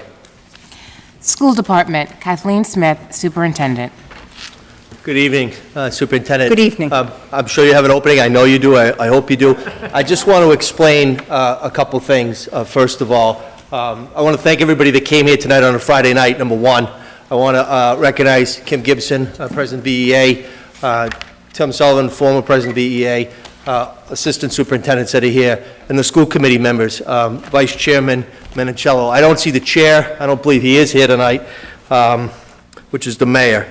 But I would like to recognize and read into the record the members of the Brockton School Committee 2016-2017. Thomas J. Menicello, Vice Chair, Joyce Azak, Mark D'Agostino, Brett Gormley, Lisa Plant, Judy Sullivan, and Tim Sullivan. And I know most of those individuals are here tonight. For those that have never been to a Brockton City Finance Committee budget meeting, I just have to be a little bit of an educator. I'm a son of a retired Brockton high school teacher and a brother of a current Brockton public school teacher. So let me just educate for a second. Under our charter form of government, we're the legislative body of the city of Brockton. The budget is the mayor's budget. Mayor Carpenter designated this budget. It's his budget. The only thing that we are charged legally to do is to cut from the budget. We can't cut from one department and say, give this to the police or give this to the schools. We're not allowed to do that. Several people have called me this week, and I'm sure my colleagues saying, you have to step up for the schools. There's not one man or woman that sits up here that's anti-school. We're not. We're public school supporters. It's our number one resource. It's nationally recognized, and we appreciate that. The mayor's not here. He's the vice chair of the school committee. We would have expected him to be here. But I just wanted to clarify that when we hear this budget tonight and we take into account what it is, please be rest assured that we take it seriously and we take our duties appropriately, but we do not have the ability to add to the school budget. We'd love to. And believe me, this meeting would have been over 2 minutes ago if we could do that, but we can't. So with that being said, Superintendent, you have the floor. Good evening, and thank you so much for having me here this evening. And as you stated, you know, the Brockton Public School budget is always and has been the largest budget, certainly before you. You just already mentioned my school committee. I can't thank them enough. This budget process started last summer, and we have continued to meet.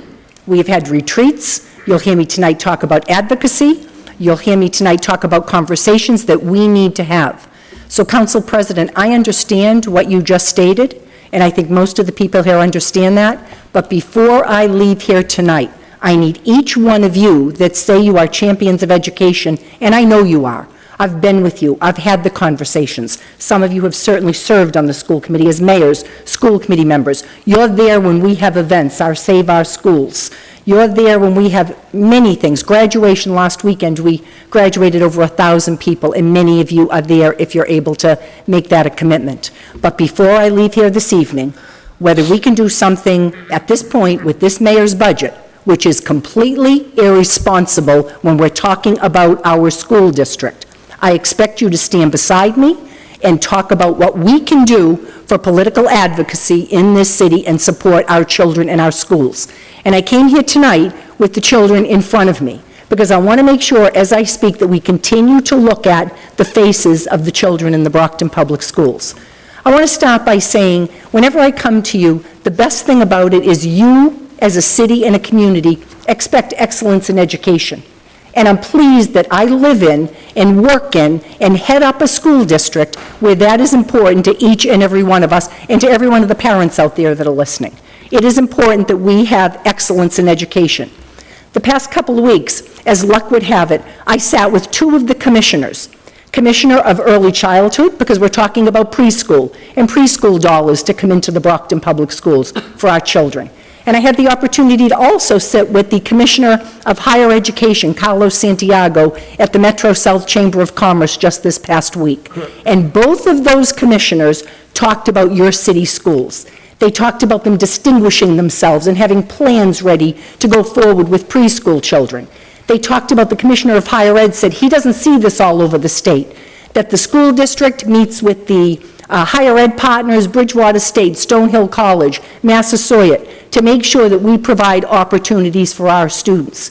We have people come far and wide. Most recently, your level one, the best high school, Brockton High, they brought a team from the Department of Elementary and Secondary Education in the past month to find out what we're doing as an urban district. Why are we succeeding in narrowing that achievement gap, making sure that we are graduating over 1,000 youngsters, Brockton High, alternative schools, you name it, you're doing it. So this is something that is very serious tonight when we talk about the deficit that we're facing. You'll also hear me talk, you heard me mention Brockton High. We also have level 1 and level 2 in our middle schools, almost every single one of them. And our elementary has a level 1 school, level 2 schools, many level 3s, but they are certainly setting those foundation blocks and building up so that by the time they get to your middle and high school, they are certainly succeeding in closing that achievement gap.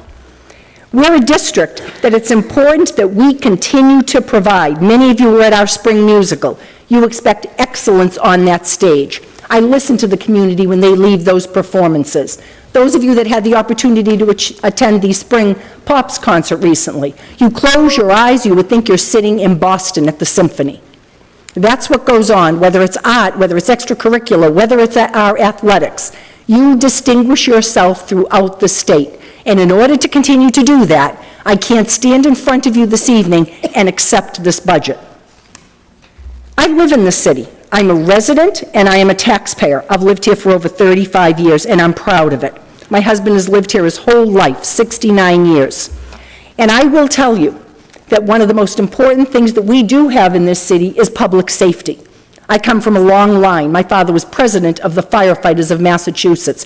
He stood in this very chamber when Prop 2.5 was passed, and he warned people about the effects that that would have on our public safety and our education, and he stood together, not just with the fire, the police, but with the teachers in Brockton. So I will never stand here and find any kind of a divide because it is important for us to have public safety. But let me say this. People that are buying homes in the city of Brockton, they're coming with families. They're coming with little children.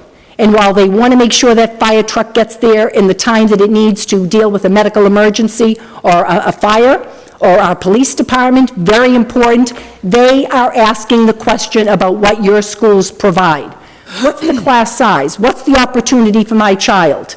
Do they have an opportunity for an excellent curriculum, for technology, for career pathways? Those are the questions that they're asking when they come into the city. And in looking at this budget, they're going to have a lot of questions if I leave here this evening, and this is what we all accept for our city budget for our schools. I want to mention that every child has one opportunity, and I want you to be looking at those children. They have one opportunity as a first grader, one opportunity when they enter 8th grade, and certainly that last year when they are leaving to prepare for their college opportunities. And those of you, and I know Councilor Cruz last Saturday, we sat there and listened to a speech by a young man who was chosen as the student speaker. I believe we sent you a copy of the speech, those that were unable to be there, and hear the young man deliver that speech. He was certainly an orator. It was amazing to look at an 18-year-old youngster, but he said it best. And I wish I had time tonight to read you that speech, because he talked about how he felt bad when people talked about the city of Brockton.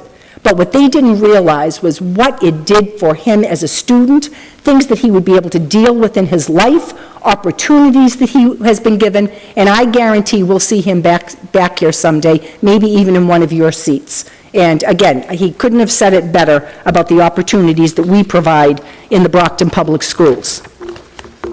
So we owe them more than a $16 million deficit, and I want you to hear these numbers: 143 teachers, another 200 additional staff, paraprofessionals, monitor teacher assistants, custodians, school police, administrative assistants. And in 2 short years, those 8th graders that I mentioned are going to be taking a high-stakes test as 10th graders in 2019. They need to take that test online. They need to have technology. They need to have one-to-one devices. You need to make sure that they're competing with those students in Easton and behind us in East Bridgewater and in Holbrook and all of the towns that surround us that continue to look for ways to make sure their students have one-to-one technology.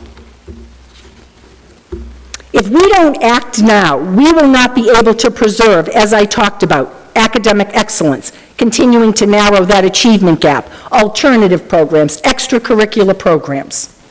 So tonight, here's what I have in front of you. You have your budget book. I'm sure you've had an opportunity to look at it. I know it's quite large and lengthy. I do apologize, but I'm so pleased. I usually come before you before the budget season, because my first year here, when I was just selected as superintendent, I remember being here with interim superintendent John Jerome.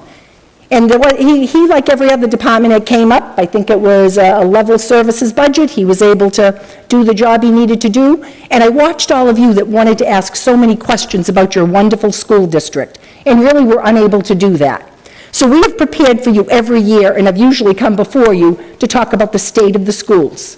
So I hope you take the opportunity to look at all of the successes this year. Please look at the challenges and continue to look at the visions that we have for our children in the Brockton Public Schools.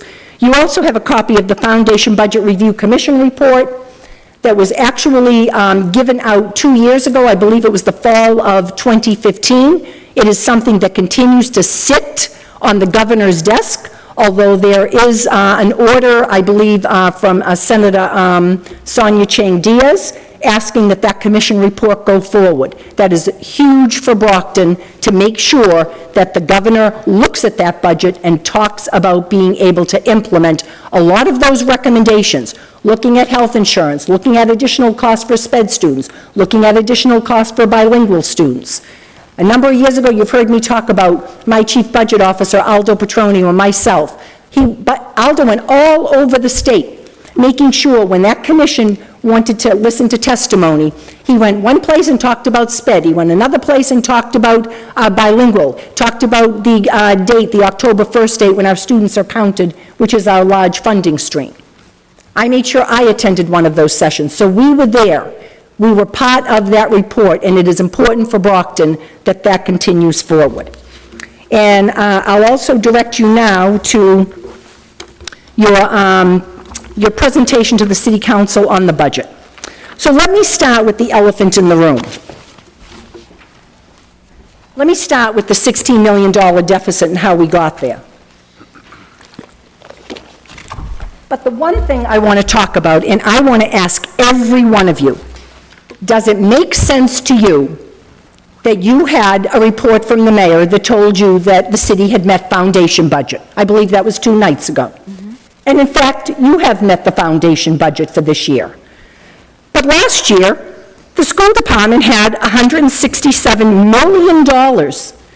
And this year, to meet foundation, it's $161 million. I would like to know what department can run a department being down $6 million, and yet we claim to have met foundation. Here's what happened. With our budget crisis, it is correct that we have had bargaining with all of our unions. And there's no bargaining that is different in the school department than you see with your fire, your police, your DPW. We all work together. We actually, and I want to remind you about this bargaining back 4 years ago. We actually did something called interest-based bargaining, where the union, the Brockton Education Association, and the administration chose to actually do face-to-face bargaining, over 100 hours of face-to-face bargaining. There was language that hadn't been looked at in years. We were able to address a high school schedule that we were hearing from your constituents needed to change. Teachers teaching additional classes so students could get a language, so they could continue to take their band and their other things that allowed them to go to prestigious colleges. We made sure that we looked at schedules, language that empowered teachers to have additional planning time for some of the mandates that they're dealing with. And in the end, we as a city worked together, and we worked with City Hall on this. We made sure that we talked about what those 4 years looked like. It was a 3 and a 1, meaning 3 years and a 1 year. And although their raise over those 4 years was about 8.3%, we asked the Brockton Education Association to backload that contract. They took virtually nothing the first 2 years, minor increases. And yes, these 2 years, it has come that those raises are now due. And I want to make it very clear here that it averages out to about 2.1% a year, which is exactly what you bargain with all your other unions. And I want to state publicly that your teachers deserve every penny of that raise. They're in classes, some are upwards of 32 fourth graders in a class. I've sat in those classes. Little kindergartners coming in at 4 years old with 27 and 28 children in a class. They're dealing with, again, alternative programs, graduating 1,000 youngsters that we talked about, making sure that you are known nationally and statewide as an urban district that achieves. And I can't thank them enough, and we owe them, as you stated, certainly our gratitude for making sure that our children have the opportunities that they have. But that being told, it is correct that we have increases of all of our unions of $5 million. And I will mention, when you talk about additional money for the teachers, you see another $3.5 million. Well, let me tell you what that's about. Under ed reform, your teachers are mandated to get what they call professional development points. They're mandated to get a master's degree within so many years. They're mandated to continue to take classes, and on their schedules, they are able to get additional money because of it. And in order to keep their license, and in order to be teachers that are highly qualified, they must do that.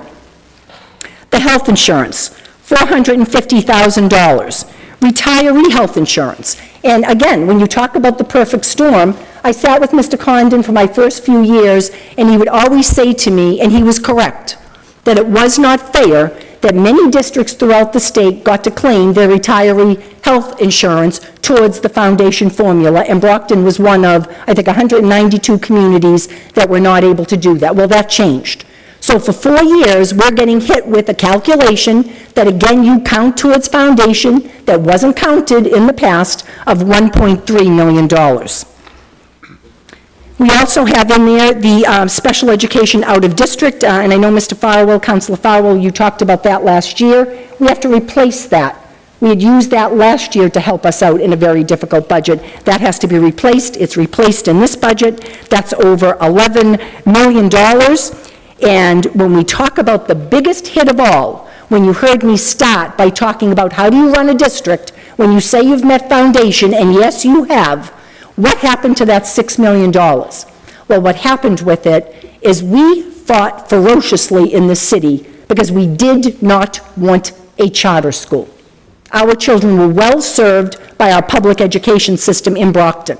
And that hit this year, not only the charter in Brockton, there's a charter in Foxborough, there's one at South Shore, and whether they do a great job or not, it has clearly affected your 18,000 students, not 235 down on South Main Street, but 18,000 students that are sitting in front of you, that again, this money is able to be counted towards foundation budget, hence your $16 million deficit, and my standing before you, $6 million less than what I had last year when I stood before you.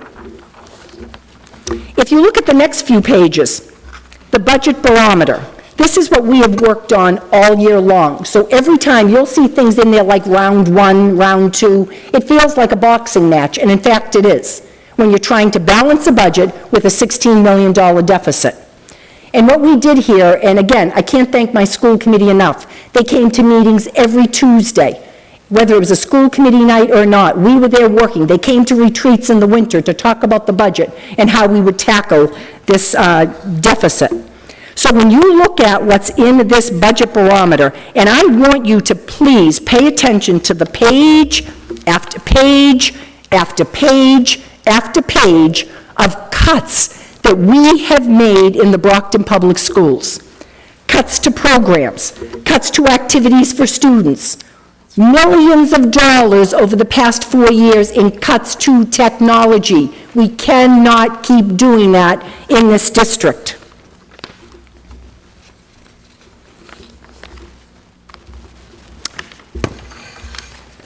And then you come into your non-net school spending, which is your busing. Probably one of the most important things that we do in this city for our students. You will hear the mayor and you will hear people talk about pedestrian accidents. Certainly, that's not something that we want to see happen in our very, very busy streets in our city. So the one thing that you have done a good job at is making sure that those children that live on the east side of the city, because we built a high school clear on the west side of the city many years ago, that we make sure that these students have transportation, that our youngest students that have cross streets that are extremely busy. The state mandates a 2-mile walkout for elementary, and elementary is considered K to 6. For your high school and your middle school, you don't have to provide any transportation at all. So our budget for student transportation, again, is level funded to last year, but in increases in the busing costs with first student. We are down from 47 vehicles last year in regular buses to 38 buses. That's minus 9 buses this year. We have 3 going to the charter school. That's remaining the same. And 52 are our special education vans, which are mandated in individual educational plans, IEPs.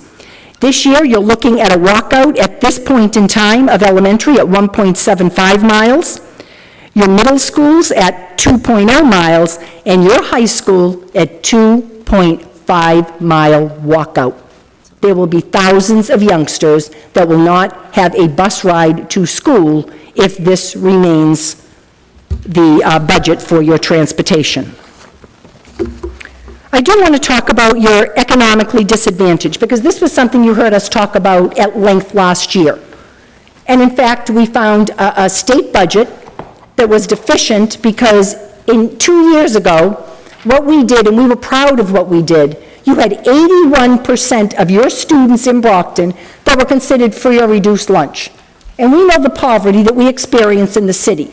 And we're very pleased to be able to provide what we provide for breakfast, for lunch, for snacks, for opportunities for our children and our families.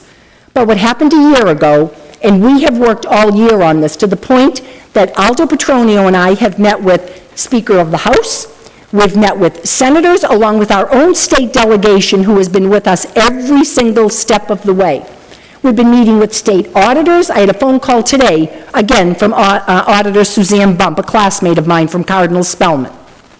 And we continue to take a look at this model that a year ago took 14,000 students that qualified for free and reduced lunch and reduced it down to 9,000 students that just dropped off the poverty rates. $6 million, which they held us harmless. I still struggle to understand the formula. But this year, that money did not come back to us. And as I said, we have been advocating everywhere. Aldo sits on a committee with other superintendents and budget officers throughout the state that are looking to find what we're calling a long-term fix, because this cannot continue. These children are still in front of us every day.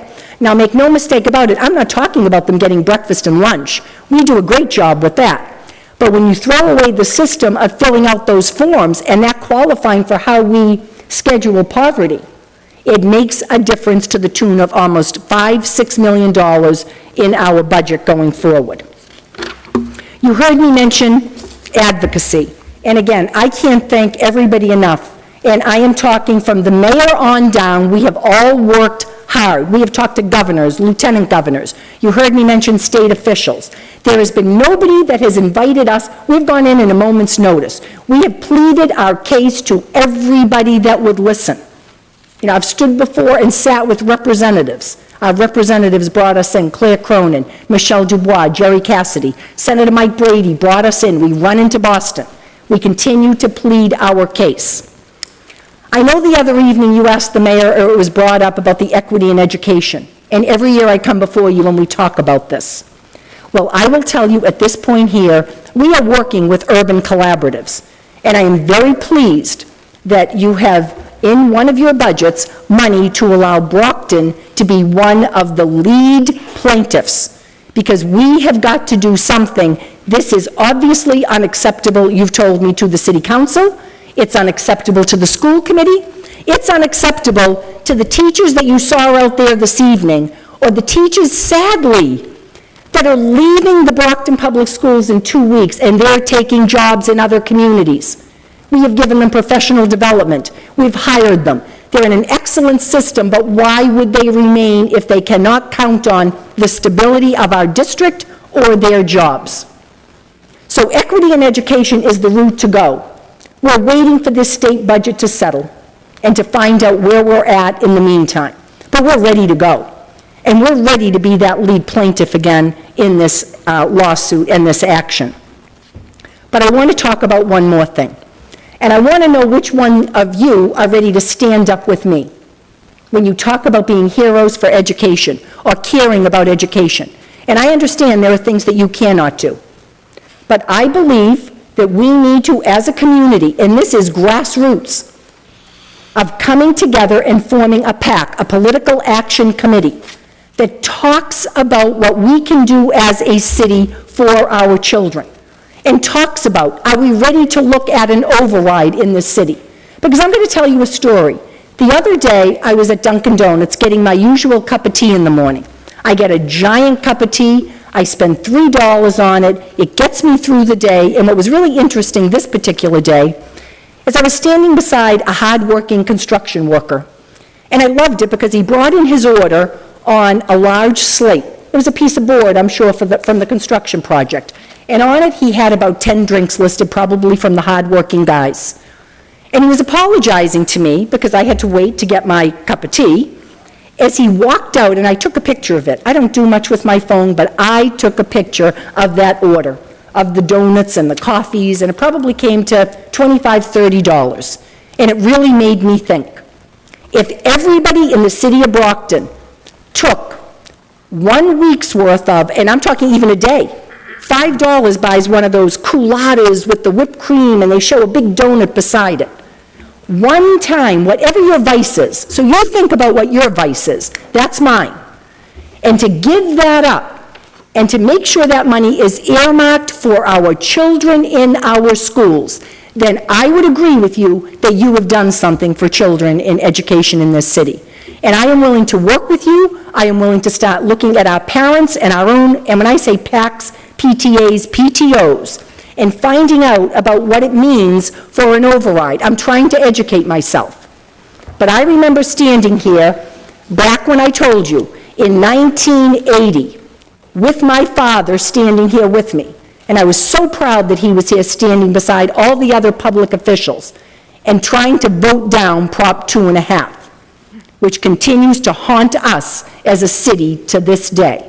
So I will open myself up to questions, but again, I'm asking you at some point that we commit to doing something for the children in the city of Brockton. Thank you, Superintendent. Councilors, it's open time now to discuss it. Councilor Rodriguez, did you say you had a question? I do. Thank you, Mr. Chairman. Madam Superintendent, thank you and your staff for all that you do in the name of the children in this community. There's serious dedication in the professionalism that exists within the school department, and you can see the benefits that are actually happening from the work that's being done. But I want to echo the remarks that our council president made earlier in terms of our duties and obligation as the body that we are.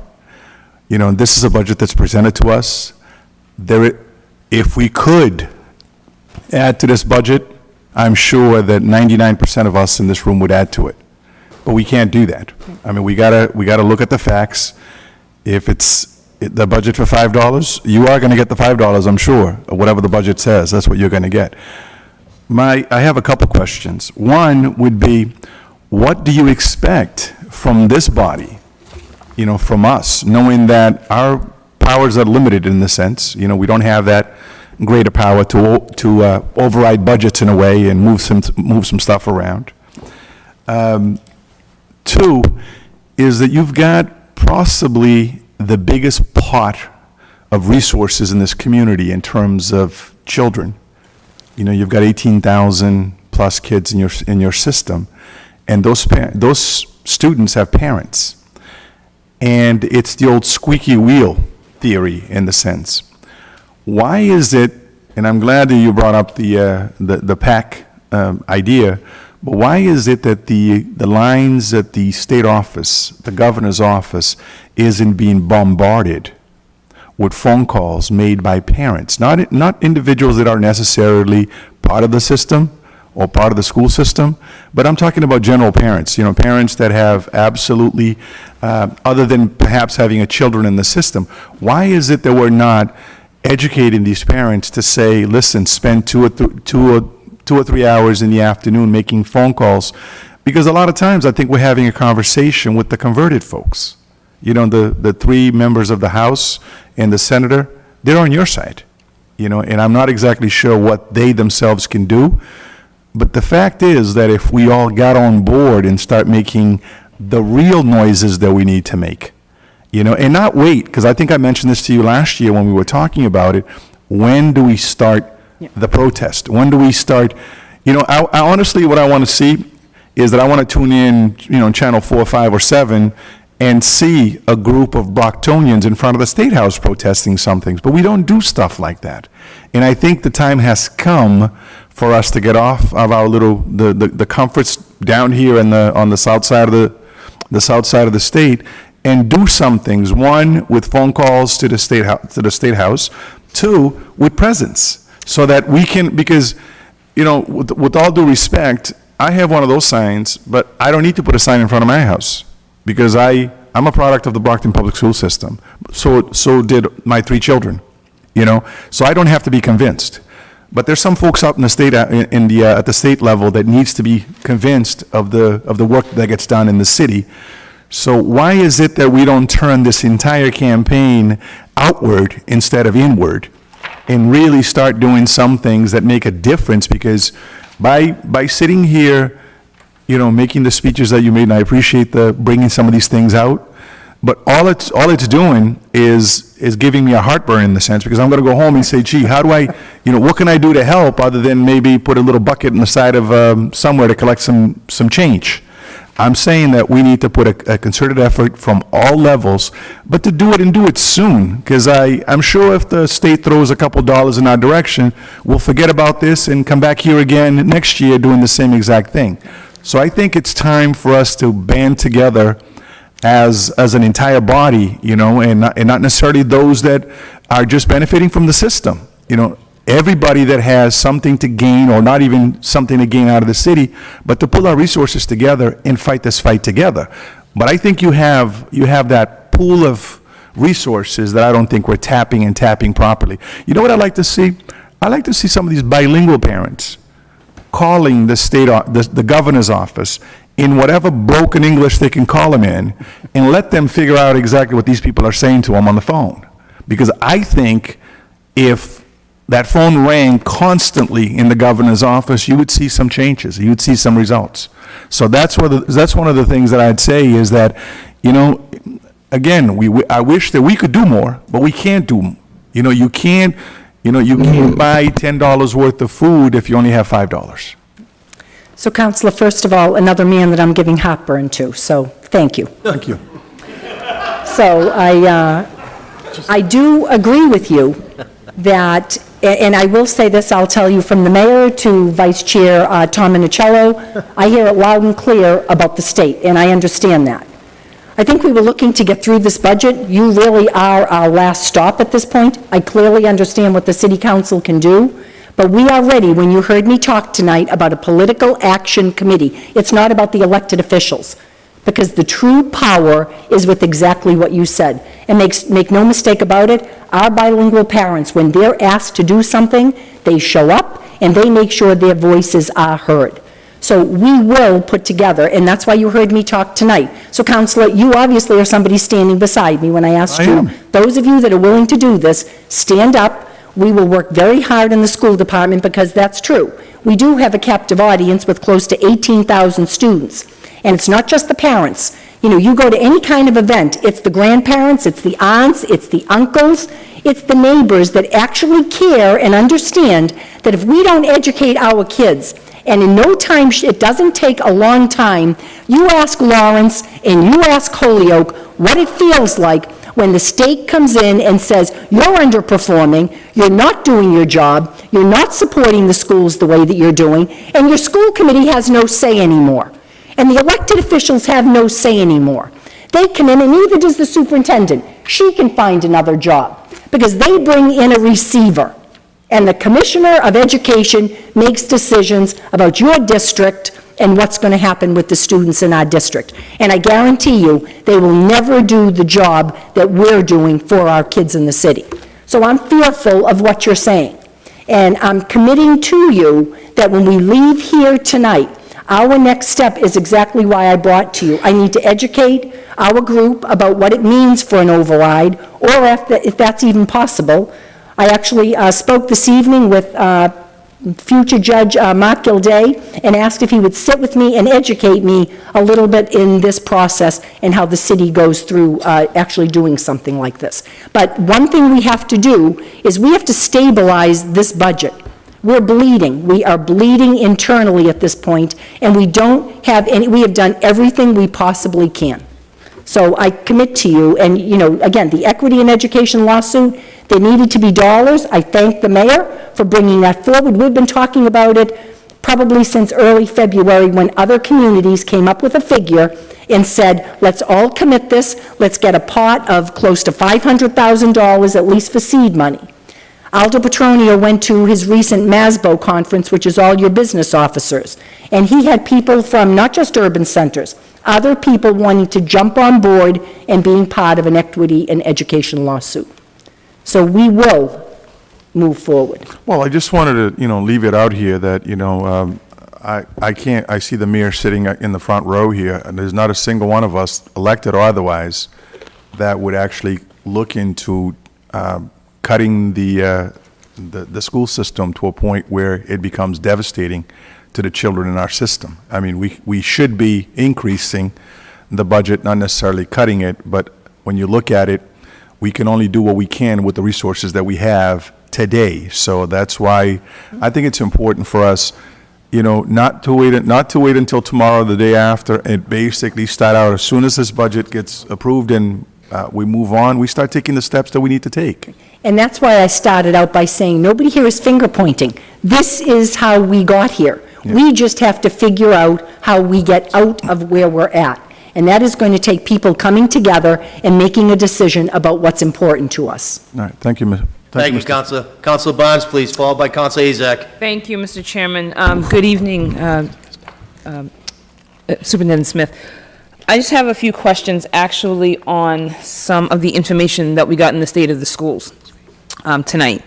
And I'll just preface my questions with, I echo my colleagues, and I guess, too, following up on the first question, actually, what Councilor Rodriguez said. What is it, I don't think I really got a clear answer. What is it exactly that, besides our support and, maybe even, brainstorming or collaboration or meeting or, signing letters or picketing and protesting going forward, what is it exactly tonight that you're looking for us to do? Because there is nothing we can do at this particular point with those numbers that you gave, I've been in touch with your office, over the several weeks and getting the updates on, there are more pink slips given out, 3 weeks ago, and then there was some given out yesterday, and all of these things. That's contractual. Right. So I'm just kind of trying to figure out. I don't think I got it clear. What is it that you're looking for with this $161 million that you got? I think, Councilor, when I started, the one thing that I echoed was President Sullivan mentioning when he started and talked to the audience here this evening, or those watching. I clearly understand what the council can do. I'm brought before you to talk about the school budget. I wanted you to hear how I felt about the school budget, and I think I ended by saying that we do need to form a political action committee where we sit together. I would like representation from the city council, representation from the school committee, but more importantly, people in the city that are willing to get out there and start a campaign. If it takes an override, I'm not sure. When we talk about the state level, we're advocating about looking at that economically disadvantaged. We're talking about an equity in education. This is all state level. Equity in education lawsuit, which again tells the state under McDuffie, back with ed reform, that children must be educated equally and have equal opportunities. It is not an equal opportunity when the child in Easton has 15 kids in their kindergarten class, and there are 25 to 30 kids in a Brockton kindergarten class. And I don't have resources. We don't have technology. We have textbooks that are getting old, programs, and that's why I wanted you to see the enormity. I want you to really look at the program cuts that are here so that we can open the school doors in September in a safe manner with the children that walk in and expect us to provide them an education. So I understand what you cannot do as a board, but I want you to have the same feeling that I have, that we cannot wait any longer, and I'm pleased that you funded or will fund seed money to go forward with equity in education. We will start the hard work of talking to people in the community, our special education parents, our bilingual parents, our parents that are involved in the school PACs, getting people so that they are working towards something for their students. Because I believe when you say to your parents, and again, I don't have the information on this, but if you are able to put something on the ballot that says this money will be put aside for our schools, for our children, for class size, for one-to-one technology, to make sure that they have updated curriculum and supplies and materials, the biotech labs, all of the things they need to be successful in high school and beyond. So that is what I'm asking you this evening, is we will start the work. As I said, you probably know about it more than I do, but I commit to you that I will educate myself and my team so that we will start the process. So other than, and I can't speak for my other colleagues, but I'm sure in this particular instance, I'm confident in saying, other than all of us saying, yes, we will stand beside you and work with you and trudge up that very difficult hill. Tonight, there is nothing that we can do about this funding. I just want to make sure that everybody is clear on that, because, and besides, just your desire to emphasize the dire situation that the school department is in at this particular time, that tonight, again, like Mr. President said, you can't take money from some other place. And you also, too, in your opening remarks, you started to, well, and I don't want to put words in your mouth, but it sounded like you were kind of saying, well, all of these other big ticket item departments get these multi-million-dollar budgets, but we have to come down with our budget minus $16 million. Because you mentioned something about, like the contracts of, you compared the contract to the BEA and the teachers to that of public safety and the same kind of structure and the raises, and you also mentioned about, you said something about some other departments getting a lot of money. I was actually careful not to say that. What I started out saying was, again, we are not level services this year, and the first thing I said was, how do you expect a budget that was $167 million last year and not a change in the students? It's not like I have less students. You have more students. Excuse me? You probably have more students. I think we have 200 more students. Right. So what I said was, we cannot run our district with $161 million. Okay, maybe I heard that wrong. It was irresponsible. So I was very careful to say I would never pit one group against another. Okay. I live in the city, I said I'm a taxpayer, I'm a voter, and that is not how we go about this. But we have got to come up with a way, and you know what, Counselor? It goes a long way with all of the teachers out there, all of the employees in the Brockton Public Schools, and all of our families, just to have somebody say, a body say, that they matter, and you're willing to do whatever you can to make sure that we find some stability in our school district. Okay, well, I pledge to do that, and going forward, whatever happens with that, anything that I can do to assist with that, I will do. Now, that's to clear that up. So, and I apologize for interpreting what you said incorrectly, but I thought I heard that. Now, in this report, I was going through it when we received it. I guess just some things. Now, you mentioned something about, and it seems like technology always gets the hardest hit. And, all the time, when you come before, it's always the technology, and I don't know if that's the easiest kind of to be able to kind of cut some of the things because they're not so tangible, but in your report, it said something about 500 new Sprint mobile devices were given to the students. What was that for? Why? It was a grant that we received. Okay. I'm trying to remember the year. It was a pilot program. I want to say it was 500 devices. So we did receive the grant this year. Telephones or like a smartphone? It can be either a telephone or a device. The students had a choice. So Okay. those students, and this was chosen by our high school administration. Okay. For students they know that might not have a device that connects to the internet, so that they're able to do research and homework and things that other students that go home to laptops or internet access, so it gave them actual access. And that was a grant it's a program. I think we were one of, Mayor, I can't remember how many across the nation. I was gonna say about 11 communities that received them, so it was quite an award for Brockton. Okay, all right, I just wanted to be clear on that. And then, last night, I believe, these nights are just running together actually at this point, but last night, I believe the library came before us.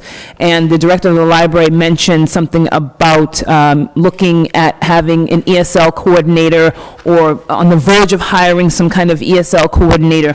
And going through this report, in the Department of Bilingual and ESL Services, you mentioned, almost 4,000 kids in the school system at this particular point, or at least when this was drafted, are students that are English language learners. And I didn't know if there were plans afoot to maybe work with the library in kind of collaborating those efforts. And I don't know if it would be the library helping the school with the English ESL services for kids, or even some sort of like an internship or something with the library. Maybe some of the students can come, the older students, and maybe teach some of the classes or do whatever. I'm not sure, but I just wanted to kind of put that out there so that we can, work that out and maybe start a collaboration on that level. And Counselor, one thing I will say is our departments do an excellent job, and I thank all the city departments.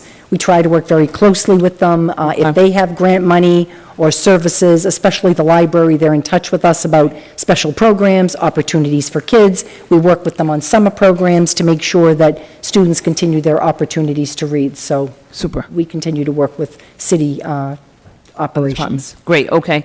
And another thing too, so I know a lot of times, and especially with this new funding formula and how, even though a lot of our population are under income or, underemployed or unemployed, that they no longer meet some of the standards to be counted in that fashion with regard to the funding.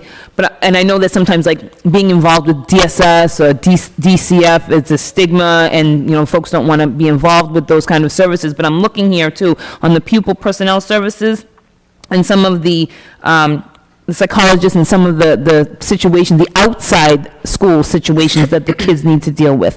And I didn't know if that was something that outside of 51A or some sort of child protection issue, if the school department may be working with some of the social service agencies, and even, in the mayor's office, I know that, believe Corin Capiello was one of the director of community social services. Right. Is that happening too, to kind of? Again, Counselor, we work with certainly everybody throughout the city. Okay. Our schools are what we call trauma sensitive. We work with agencies such as the Y, BAMSI, South Bay Mental Health. We work with all of the departments, Department of Transitional Assistance, Department of Children and Family Services. Those are day-to-day happenings in the schools. And that's outside of like emergency child protection issues? We work with them outside of emergency child protective services. Okay, all right, with that. And, so I recall back in 2010, we were in the same kind of situation, and I don't believe, I know you weren't the superintendent at the time. And it would have been Dr. Malone. That's right, okay. I want to make sure I got the years right. So something of this nature happened then. There were 400 or so, 400 plus. At one point in time that spring. Right, given out. And I remember, getting calls in my day office from then Governor Patrick's office in Washington, and, kind of having these powwow calls and all of these things about what to do. And at the time, granted, the state, we were in a better financial kind of position, or it was forecasted that we were going to be in a better financial position, and ultimately we were. At this particular point, with the understanding that back in, I believe it was maybe February or something, when we had that roundtable meeting at the War Memorial, when this was coming down the pike. 2 years ago, or a year ago. Was it about a year ago? Okay, so when we had that meeting, and then it was like $11,000 to $14,000 deficit. Is there anything going forward from today or from the last pink slip round of pink slips that went out like last week? Is there anything that you can see that might be able to alleviate what's going on that, might mirror what happened in 2010? Okay, one thing I can say to you is, and again, correct me if I'm wrong, anybody here, in 2010, when you gave out your pink slips and it looked devastating to the school department, I believe we ended up with over $3 or $4 million in race to the top money at the time. Okay. That was federal money that came in, our money that came in for many things, and quite a bit of it came into the schools. And for the next few years, and that's what kept us stable for the next few years, we were able to use that money for many things.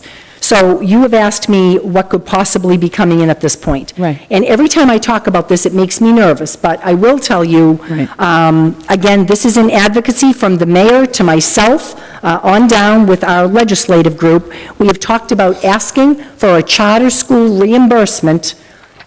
We're funded 100% the first year a charter is here.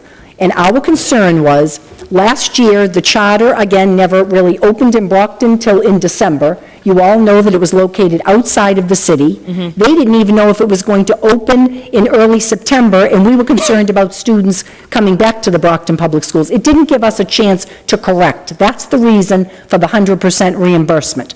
So we have asked them to give us a second year with 100% of the charter reimbursement. That would be, we're not really sure, between $1 and $2 million.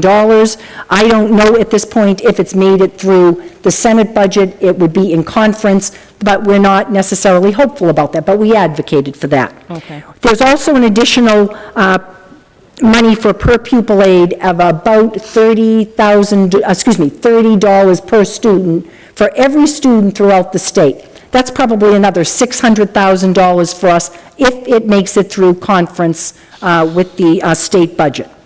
There's been a number of amendments that State Senator Brady put in. I'm told that those were cut as they went through the Senate. You know, we're waiting to see what the final money is for Chapter 70. When they add money, that could be additional changes for Brockton. And there was an amendment put in there about a foundation pothole fund account, which at first it appeared that Brockton was not going to qualify with the formula that they had put forward, but we don't have a definitive answer. But as I stand here today, probably the one thing that we feel we're counting on is the $600,000, because that $30 per student is given to large communities, small communities, urban, suburban, rural, and it probably will pass muster at this point in time. Okay, so that's, I mean, it's additional funding, but it's, I mean, after you get into a couple of $1 million deficit, it's kind of a drop in the bucket at this particular point. We would take anything at this point. Yeah, yeah. Now, so with the, I guess I'm wondering too, because I remember you saying when you first started, and you started doing the state of the schools, and it was very informative to me at the time, being new and kind of understanding how funding works and how the school department gets funding. With the head count and, you know, the kind of 14-month reimbursement payments and this About back 18 months, pay for yes. next year and all these other kinds of, you know, round-robin things. Why is it taking so long to get this money from the lost charter school revenues? I'm sorry, well, we did get this year 100%. Well, they fund it less than 100%, but we did get that this year. We were asking for it for a second year. Oh, because of okay. the Oh, charter. 'cause I'm sorry. right here, it counts it as outstanding. So I mean, is that right on this? Which page are you on, Counselor? Are you in the state of the schools? Yes, I am. Okay, under the Financial Services Office? Yes. Mm-hmm. Okay, Yep. let me just go there. I don't know if I'm reading that right. So, I mean, it just says here, the lost revenues, the charter school tuition. So that is what we talked, so earlier, when you heard me talk about meeting foundation, and yes, in fact, the city has met foundation, but the biggest hit was in charter Yeah. and school choice. Yeah. So that money is actually counted against foundation, but it's not money in our coffers here. It's not money for the Brockton Public Schools. So we lost that money this year. So that is money that didn't even come into the city. It actually never makes it here. It goes to fund charter and school choice, but it is allowed to be counted against a foundation budget But we for don't the actually schools. get it to use. It goes for Correct. different programs. Got it. Okay. And so now, I don't know if this is positive, and edit me if I am interpreting this wrong too. So now you mentioned something about, it was either I think it was the retiree line item of the 1.3. Correct. So you said for years before, we weren't able to put that in and add that in under that foundation Right, so funding. I had mentioned in understanding about Schedule 19, Chief Financial Officer Jay Condon would say to me that there are 192 districts in the state that we're not allowed to count that towards foundation, their retiree health insurance. So if you have about 351 school districts, you know, do the math, there were many districts that got to count that. And they felt it was an unfair calculation.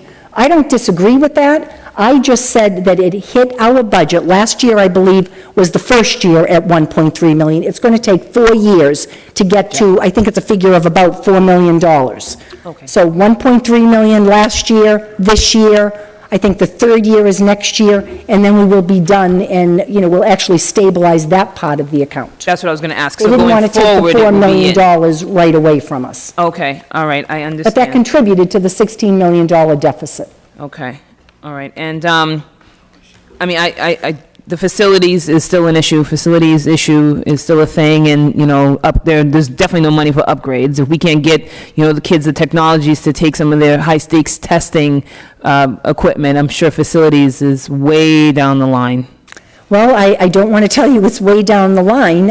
One of the things we had at our school committee meeting just this past Tuesday night is a report, I'm sure the mayor talked to you about the facility master plan. So it's a citywide facility master plan that has been funded. So we're in the initial stages, and we've brought together our teams over at the school department. I think it's going on throughout the city, talking about what the needs are.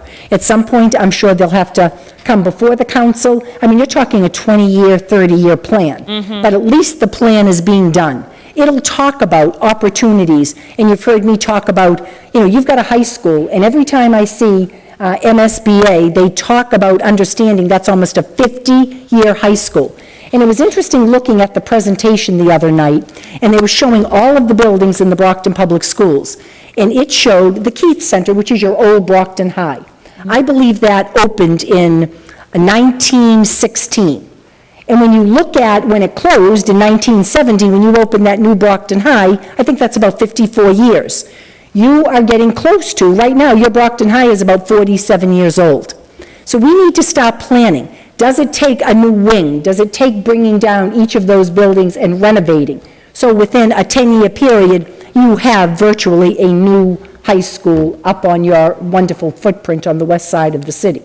So they're very much, I understand there's no funding, but at least you're planning so you understand what your opportunities are for MSBA and making decisions about your schools. And your facility department, I want to thank Deputy Superintendent Thomas, his team, the school committee, for making sure every opportunity that you had to fund boilers and windows and roofs for your very aging buildings. The city stepped to the plate, and they did support that, so you have skeletal structure that is good, and I always use North as an example.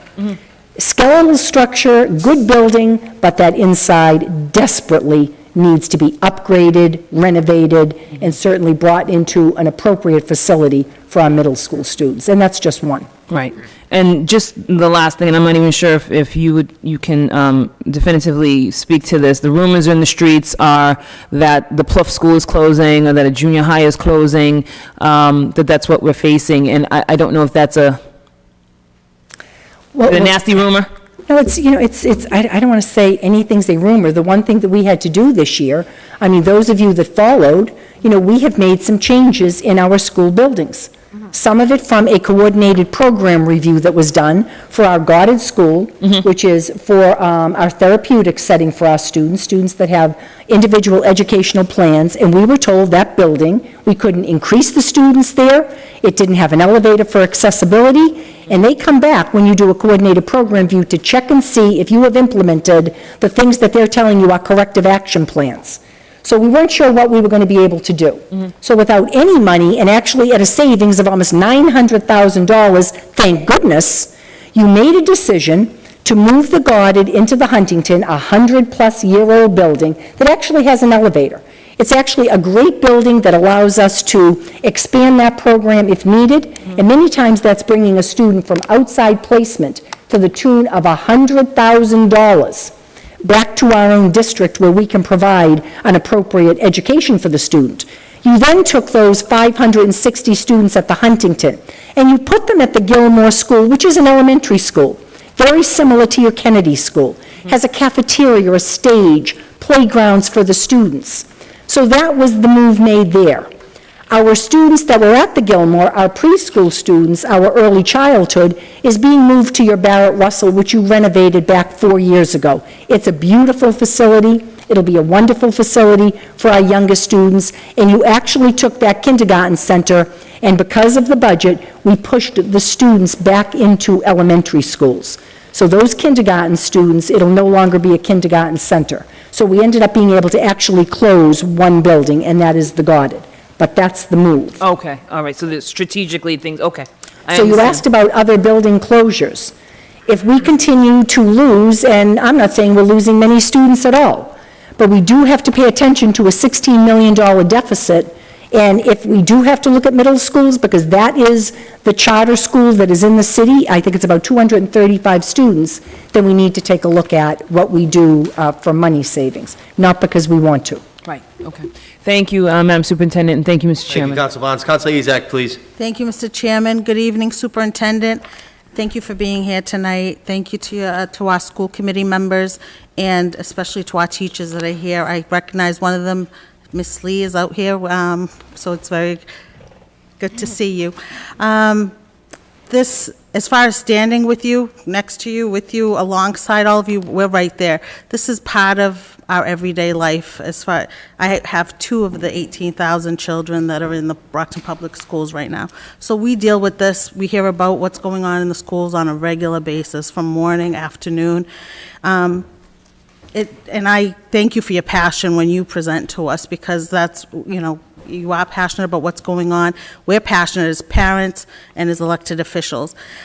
Just to comment about what Councilor Rodriguez mentioned about calling the governor. All my constituents that have contacted me, that is what I've told them to do, because everything works in numbers. We need to have parents. I've told every parent that I've talked to, we need to be more vocal. We do need to stand together. You do need to send letters.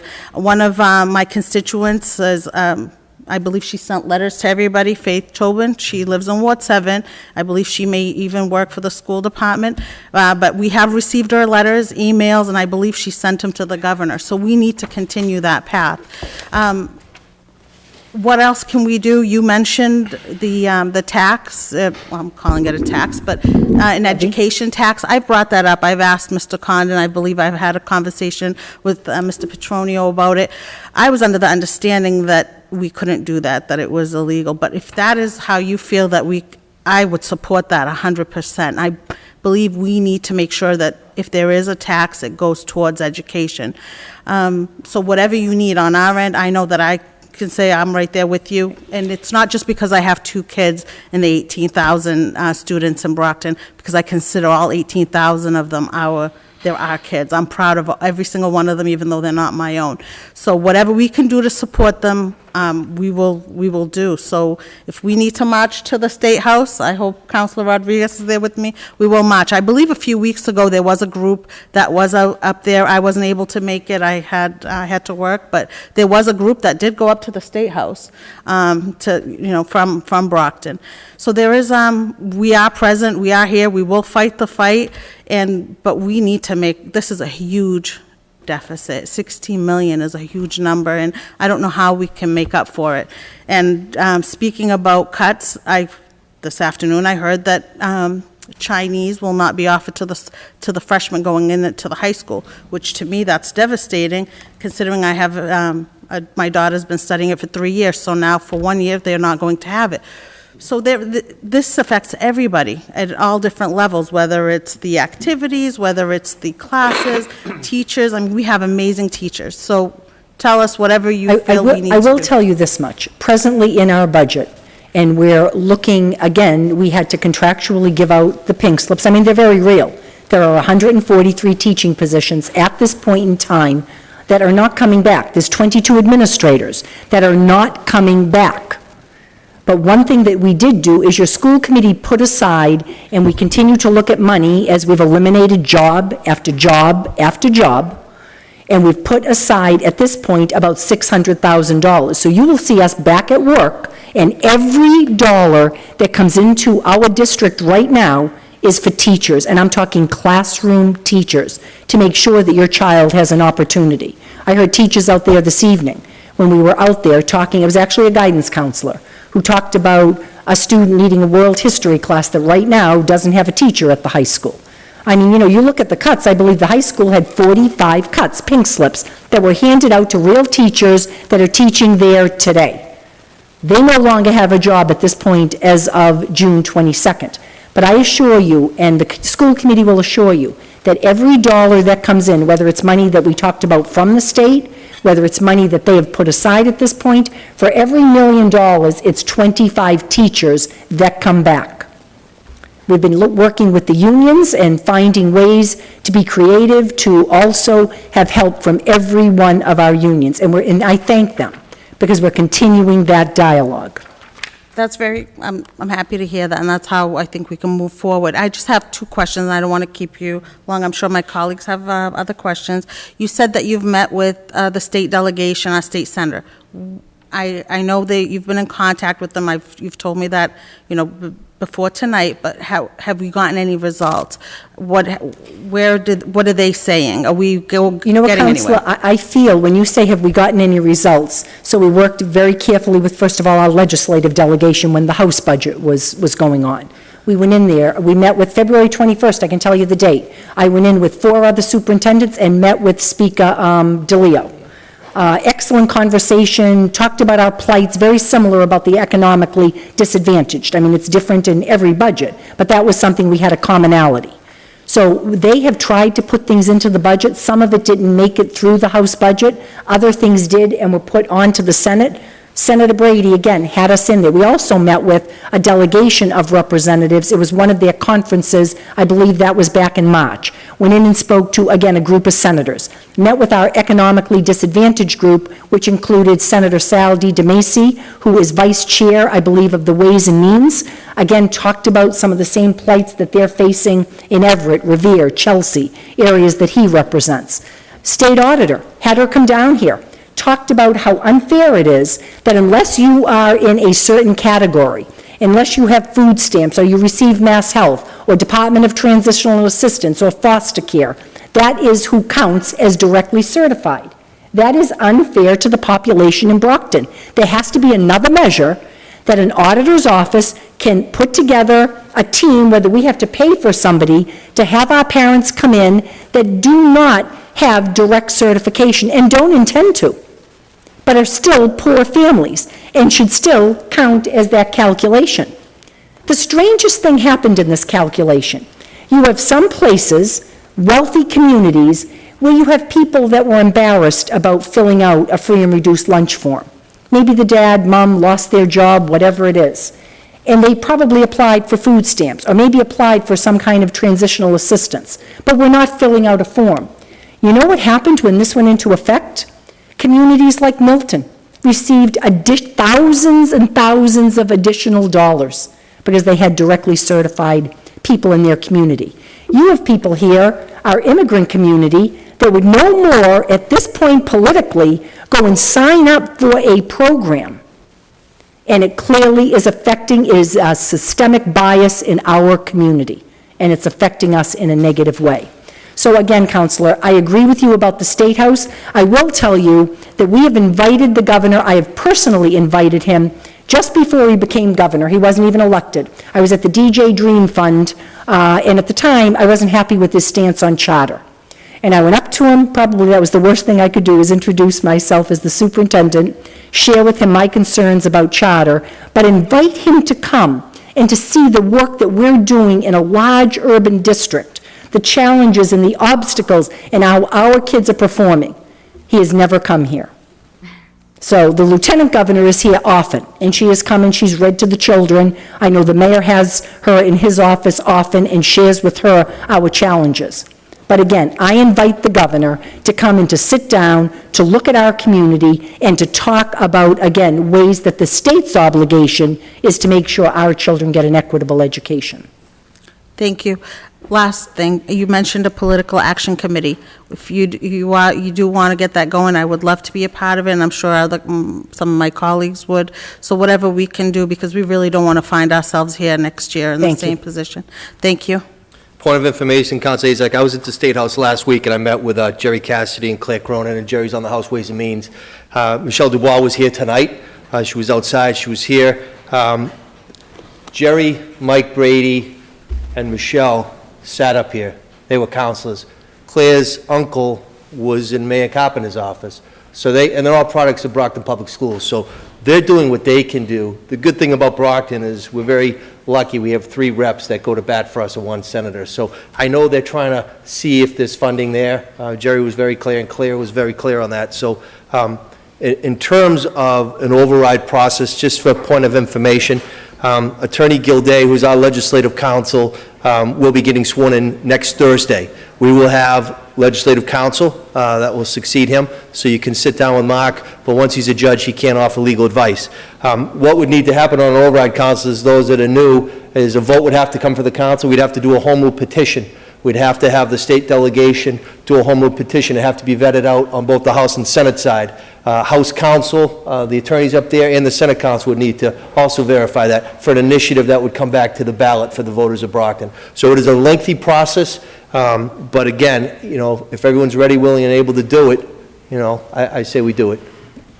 The next one up would be Councilor Farwell, please. Good evening, Superintendent Smith. I just want to drill down on a couple of quick things. You're actually taking a double hit with all these layoffs. I would assume the unemployment compensation is going to be a fairly significant figure, and just for the benefit of my colleagues and the public, do we know what it is approximately? It is, Counselor. I'm going to ask Aldo Petronio to come up and talk to that. This is his work. Good evening, Aldo. Good evening. Good evening. I'll have to calculate that for you very quickly, and this is my rough estimate on what the unemployment is going to be. Times about almost $4 million for teachers, and that would probably be about $2 million for all non-certified. So probably about $6 million. So if they unfortunately remain eligible for the entire unemployment period, we're talking about $6 million just for unemployment benefits. Correctly, correct. I think, colleagues, that's an outrageous burden, I think, and it's such a waste of money because we've lost the talent. I just want to say something to the school committee, because some of my happiest public service years were on the school committee, and not to take anything away from the council, but on the school committee you actually participate in bargaining, you participate in bid review, you participate in grievances. I mean, you really are an integral part of what goes on in the schools. So if I didn't say that tonight, I would be remiss, because I know the number of hours and the different activities that our school committee members go through. So I think Superintendent Smith is very lucky, and you are, to have them. I guess the last comment I would have, because the budget is the budget right now, even with an override, if it were to pass, pardon me, I'm not quite sure how quickly we would recoup any additional funding. That would be an issue, but I'm really fearful that this is going to have to be solved in the courts, Superintendent Smith. Some of the greatest social changes in this country have come about through the courts, because even if we were to solve the problem this year, as Councilor Azak said, we can't continually go through this year after year. And my last comment is, and it's a bit of frustration with the state, I don't get it. I don't understand why they haven't connected the dots. And as much as I like economic development, and as much as I love and I share the mayor's enthusiasm for a new downtown parking garage, they'll send us $10 million for a parking garage. But if we drive everybody out of the city because the schools are foundering, if we don't have a well-educated and employable workforce, then whatever economic development there is really becomes quite meaningless. And I have great respect for people who serve at all levels of government, even state government, but somebody just has their head misplaced there. They're not understanding the nexus between Brockton, the challenges that we have, and you can't lump everybody in together. Every community is unique. They don't understand the challenges we face, and apparently they're either unwilling to step in and reevaluate formulas, and take a look at their funding decisions and the effect they have. And I guess I mention this because I can only understand, I can only empathize with the frustration you must go through. I don't know what it's going to take other than an SJC decision, which I'm sure will take a couple of years, unfortunately. I don't know what else is going to shake up the system so that we settle this once and for all, because we need finality. And you know, Counselor, you bring up something that I didn't share. You get so caught up in your own budget. One of the things that the city continues to do, and the schools have continued to support, I serve on the Metro South Chamber of Commerce, and I did that for a reason, so that I could understand businesses, be a good business partner, and we have tried so hard to bring businesses here. You know, I hear people say to me, what do you mean you're a superintendent and you support a casino? You're darn right I do. I support businesses coming into this city, and we've got to change that dialogue around of continuing to push. And the reason I'm saying this, Counselor, is I visited Springfield with my team back in November, and that was a city down in their luck. State was actually coming in. They were a level 4 district. State was in there. And they have a wonderful superintendent and mayor. They've come together, and they're now, first of all, you can see, if you've been to Springfield, that construction going on, roads and casino coming in and businesses coming, because there are going to be people there. And you can just see that turnaround, because you're right, it all comes together. So when we talk about what we need to do as a community, there's so much more that we are doing right. So I do think we need, and again, thank you to the mayor, to all of you, I do think we need a pat on the back for some of the changes. I don't know about you, but my property value is actually up. So it becomes very confusing to me when we continue to deal with this when we're actually doing better as a city. As a matter of fact, here's what I'll leave you with. We always talked about an 80-20 split. 80% that the state pays and 20% that the city pays. That's your foundation formula. Well, what I just found out was the city is wealthier, and it actually is dropping. The state only has to give us 78%, and the city's effort is up to 22%. We're not quite there yet.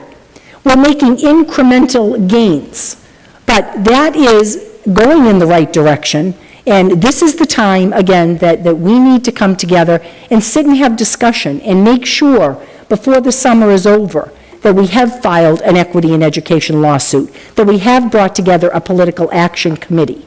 So again, we needed to get through tonight, honestly, in front of the council, and our next effort is to end school on the 22nd of June and to start to talk about, we'll put together something this summer, and we'll start to talk about what it means, and it means grassroots. We did have, tonight you saw some teachers out there on a Friday night, and not just teachers, you know, many employees in the Brockton Public Schools. But on the 30th of May, we had close to 500 people up at Brockton High School, and those were your parents. Those were your community members that care about your schools. And I think we can do a whole lot better, and I believe that if you put it to people, that, again, I'll go right back to the culotta with the whipped cream and the donut, $5 a week for every household would allow you to run your districts without any layoffs. All right, my last question, Superintendent Smith, is there a tentative timetable for this legal action to commence? Have we reached the point yet where we know when we might have a filing date and how that's going to proceed? You know what, Councilor Fowler, I was actually hoping that we were going to get through and this wasn't going to come up, although I understand with the mayor's budget, you're going to question $100,000 in the law department budget. Because what we were trying to do was not bite the hand that's feeding us. We wanted the Senate and the House to get through their budget, and you saw the advocacy, you heard all of the things that we were looking to have. But my understanding with my other urban counterparts is we're waiting for the state budget to settle.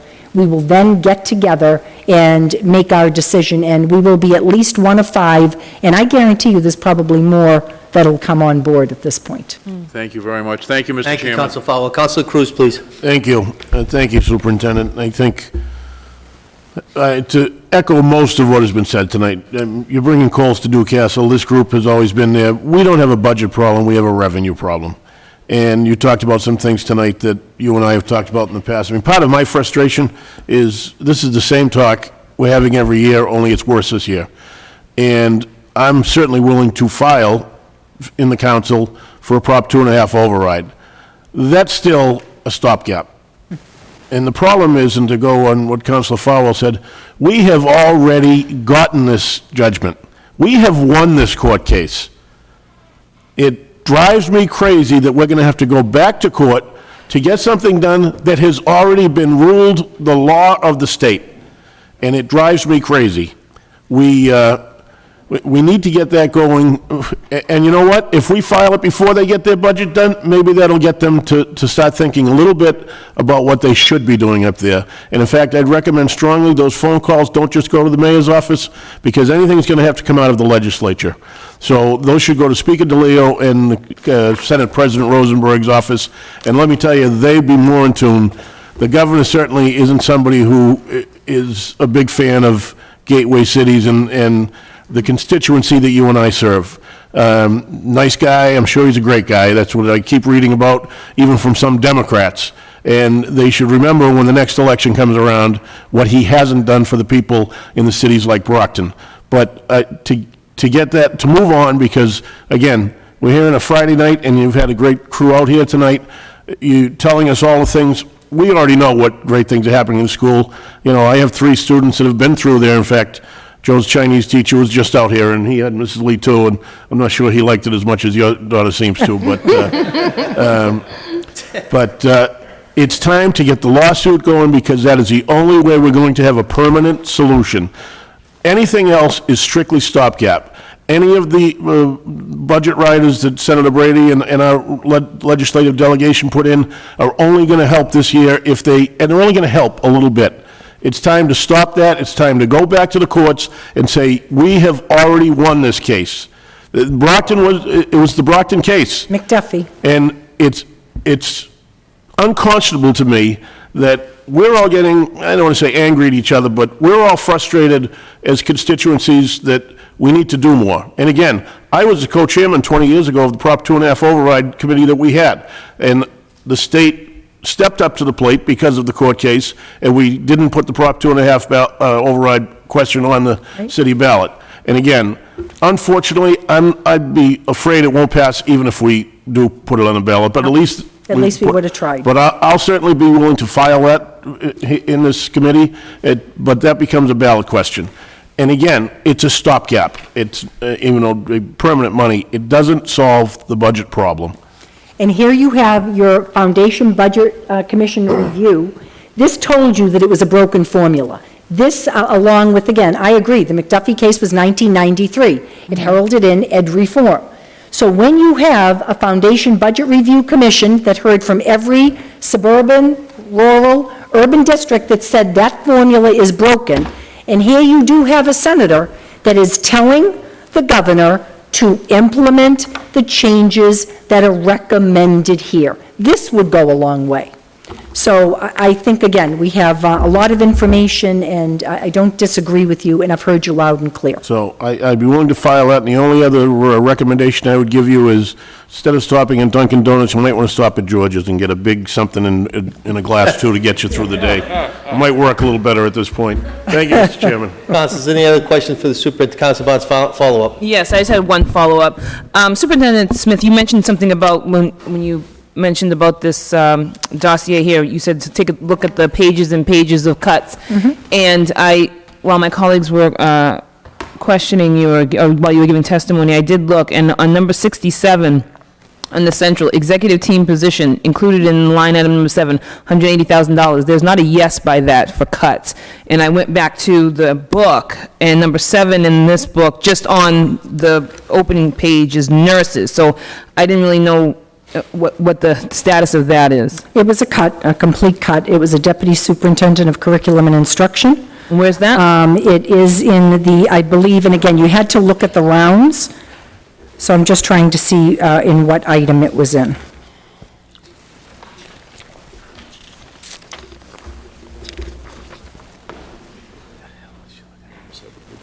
Oh, number 7, no, that can't be. Because that's, Nope, it's even number 7 on the 180,000. front page Those is are only 14 plus 100, one. and this one's Oh, that's 180. the $1 million. Yes. There it is, yeah. I'm sorry, if you go back to the front page, where we start, number 7 is administrative positions, 14 plus 1, and that was $1 million. Oh, okay, all right, read it wrong. Thank you.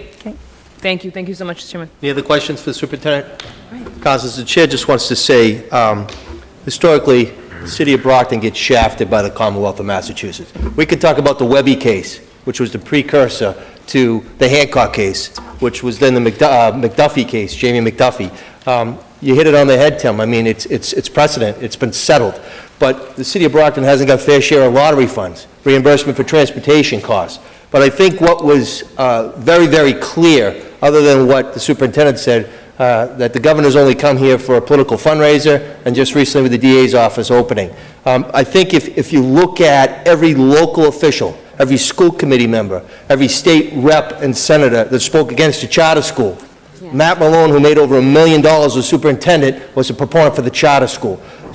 They didn't care what we had to say. Mayor Carpenter was against it. So we're fighting an uphill battle. But I want to speak directly as president of the council to the people that are here tonight that work to educate the youth, be it in the classroom or support staff. We understand this is your livelihood. You know, you have families, you have mortgages, you have payments to make. We understand that. We want to thank you for what you do. And just know that we're going to work as a collaborative approach with Kathy, with Bill Carpenter, to make sure that at least we can fight the good fight. And unfortunately, this year's budget is what it is, but we're hopeful that we can at least work in a way to make sure that the best interest of the students is represented. So I just want to say that. I want to thank you all for coming here tonight. No other questions for the superintendent? Thank you very much, Kathy. Thank you. Have a good evening. Ladies and gentlemen, I think we have one last one, which would be Mr. Condon from Finance. We'll just take a 1-minute recess if we could.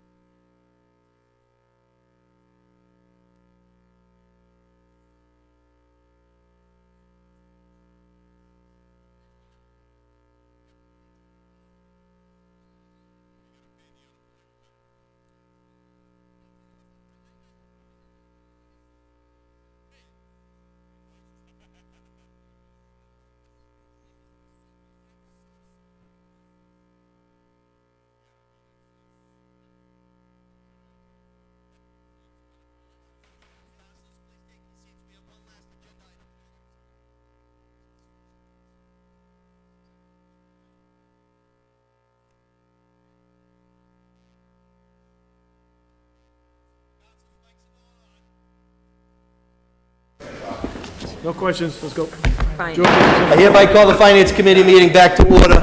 Good evening, Mr. Condon. How are you tonight? I'm pretty good. Do you have any statement relative to your department? I do. I'd also like, if I could, I know it's very late, I'd like to make a couple of comments about the overall process because of some of the discussion that took place in the school budget and some of the discussion that took place about how the budget was constructed with respect to additions and not. Yes. It'll only take a couple of minutes. Yes. First of all, with respect to departmental budgets, we send out an instruction letter every year, and the instruction letter basically says, I want submitted to the finance office a level budget. If you've got contractual increases that you know about, you're allowed to put those in, but other than that, I want a level budget. However, I also want you to ask by letter for changes that you think need to be made in your budget. Some departments comply, some departments don't. Let's take, for example, the chief of police. He put in a level budget. He asked for additional overtime in a letter. The mayor chose to grant that additional funding. Some other departments, for example, the War Memorial Building, you saw that earlier, they asked for $1 million in capital, that wasn't granted. But it isn't as if the mayor is simply willy-nilly adding to the budget. It's based on letter requests, but it doesn't show inside the munis system if they complied with the instructions because that was supposed to be level. So I just wanted to put that aside. Let me talk again a little bit about the school budget. Councilor Azak talked about a school tax. The ability to levy a school tax was eliminated when they implemented Proposition 2.5. You can no longer have a separate school tax. However, you can do Proposition 2.5 overrides. One kind is a permanent addition to the levy. You ask for the ability to say, give me another $10 million. It has to have a purpose. Say you want to give it to the school department. $10 million for the school department. If the voters say yes, the $10 million is permanently in the levy, but the purpose is not permanent because every single appropriating authority year is specific. So you may decide as an appropriating authority the next year not to do that. That's an operating override. The second kind is a temporary addition. You can exempt from Proposition 2.5 the cost of debt service, and that lasts as long as those bonds are outstanding. So you might have $5 million this year, $4 million next, $3 million next as the bonds get paid off. Your ability to levy extra taxes is based on that debt schedule. So those are your two options. There are a lot of discussions we can have on if you really want to talk about an override, and I think with respect to financing of the school department, I think you all heard it. The problem here, I think Councilor Cruz put it best, the problem here is a revenue problem, folks. We're missing, the mayor mentioned it the other night, if you're ever interested, I'll show you the specific accounts. We're missing about $8.5 million in 10-year-old dollars, not inflated, from accounts that used to come directly to the city of Brockton for support of general spending in the city that is gone. It was reduced by the state in several cycles when they had their own budget problems to fix, and they fixed it by reducing some specific accounts. And guess who were the main communities harmed by those accounts? The communities that needed the money the most because they were poorer communities. So it's $8.5 million gone, and I think at this point gone forever on an inflated basis. It would probably be $15 or $20 million, but it's gone forever. We could be much better off if we had it. We'll never see it. On the school budget, $170 million, take a few bucks here or there, for 3 straight years. That's what the state is giving us, $170 million basically for 3 straight years. Even if you had less than 1% inflation in the school budget, you'd be seeing on $170 million a lot more than level, and your needs to be greater than that. And we know that we have to settle with our contractual obligations. I don't begrudge any of the people who are sitting in this room or are protesting outside or the firefighters who got their contract. They work hard for their money, as the song used to go. I think they deserve their raises. I have no problem with their making it. But yes, if your revenues are level and your expenses are going up, you're going to have a deficit, and that's part of it. A couple of years ago, the council decided, along with the request of the mayor, allow us to start to count that retiree health insurance cost. We're in the 3rd year. The superintendent was wrong. We're in the 3rd year of 4. But when we're done, it's going to be $4.5 or $5 million that we're counting now that we didn't count before. This budget from the city's contribution is increased by $2.5 million. Maybe even a little bit more. I'd have to look at the sheet. But it's more than $2 million increase from the city's contribution. The state's increase was $300,000. $2.5 million, $300,000. Does anybody think that's a fair ratio when it's supposed to be 80-20? Why is that? Because number one, our costs that we're allowed to set against our obligations, such as health insurance and pension cost and the retiree health insurance, ate up all of that money. And then the state grabbed right off the top, you heard this the other night, it grabbed right off the top the money for charter schools. That's an unfair funding formula, and on top of that, they've changed how they count costs that are in our system that we should be getting reimbursed for. If you want an equity lawsuit, because I think you're right, we need to go ahead and push really hard for it, I think we got a better chance now than we had back when the Webby case was filed, because you've got a Supreme Court decision. You're right. We won the case. We got it right there. What happened? They kept that case open for about 8 years at the Supreme Court because they said the remedy here, having decided it, we're not going to tell you how to fix it. We're just saying you got to fix it. The remedy is legislative. The hands of the legislature were all over this. Finally, because things were going pretty well, the Supreme Court said, let's close that out. It's closed out, and as soon as they did, they started doing all these games. Every budget is fixed at the state level by satisfying all these different districts. Let's throw an extra $20 on top of the foundation budget to every student in Massachusetts. $30. It goes to everybody. We get $20 per and $30 per as well, but we're not getting fully funded, and communities that are 105, 110% of foundation are benefiting from that extra money, and we're not really getting our fair share. So I've done with my little spiel. This isn't Bill Carpenter's problem. It's not the city council's problem. We could maybe find a little bit of money on allocation decisions, but if you look at the budget and take out the pensions and take out the public safety salaries and take out the health insurance and take out the debt service that we got no choice about, and you want to save that $16 million that the school system is looking at, you have to lay off everybody in City Hall. I mean, I'm sorry, that's the way the budget is structured. I think you said that, Counselor. You know, you're preaching to the converted, but we haven't got the ability to fix it for you. We really, really need either more revenue from our local taxpayers saying, we've tried and the state won't help, or by forcing the state to do what they're supposed to do. So I'm sorry for that spiel, because... Oh, thank you. That was helpful, Mr. Carter. Thank you. I think it needed to be said, at least I felt that.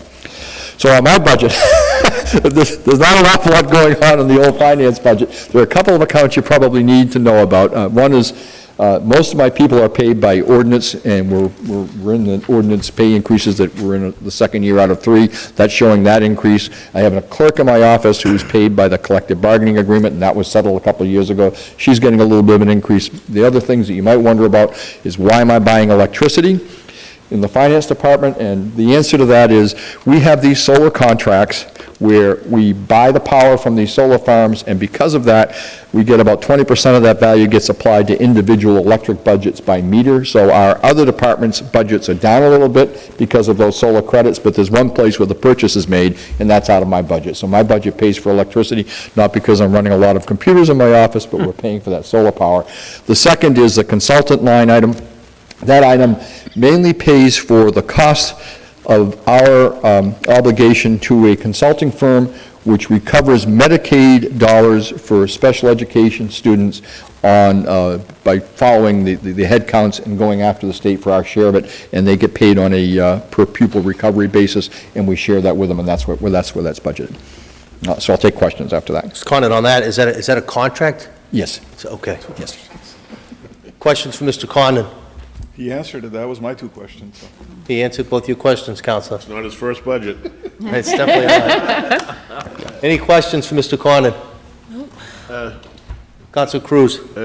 I don't see any, so I'm excited. I don't see any separation costs in your budget. Not yet. Is that accurate? Box ticket. I'm getting old, guys. Is that accurate?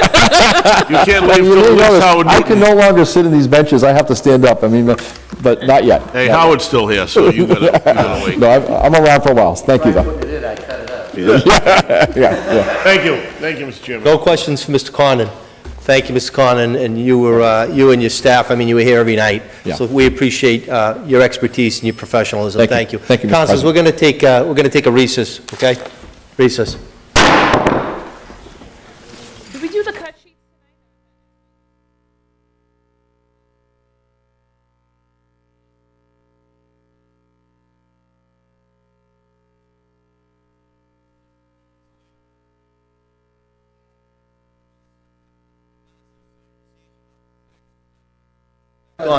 Councilors, we're back in session. Procedurally, councilors, so we've just concluded our 3 nights of Finance Committee meeting, which comprised the budget hearings.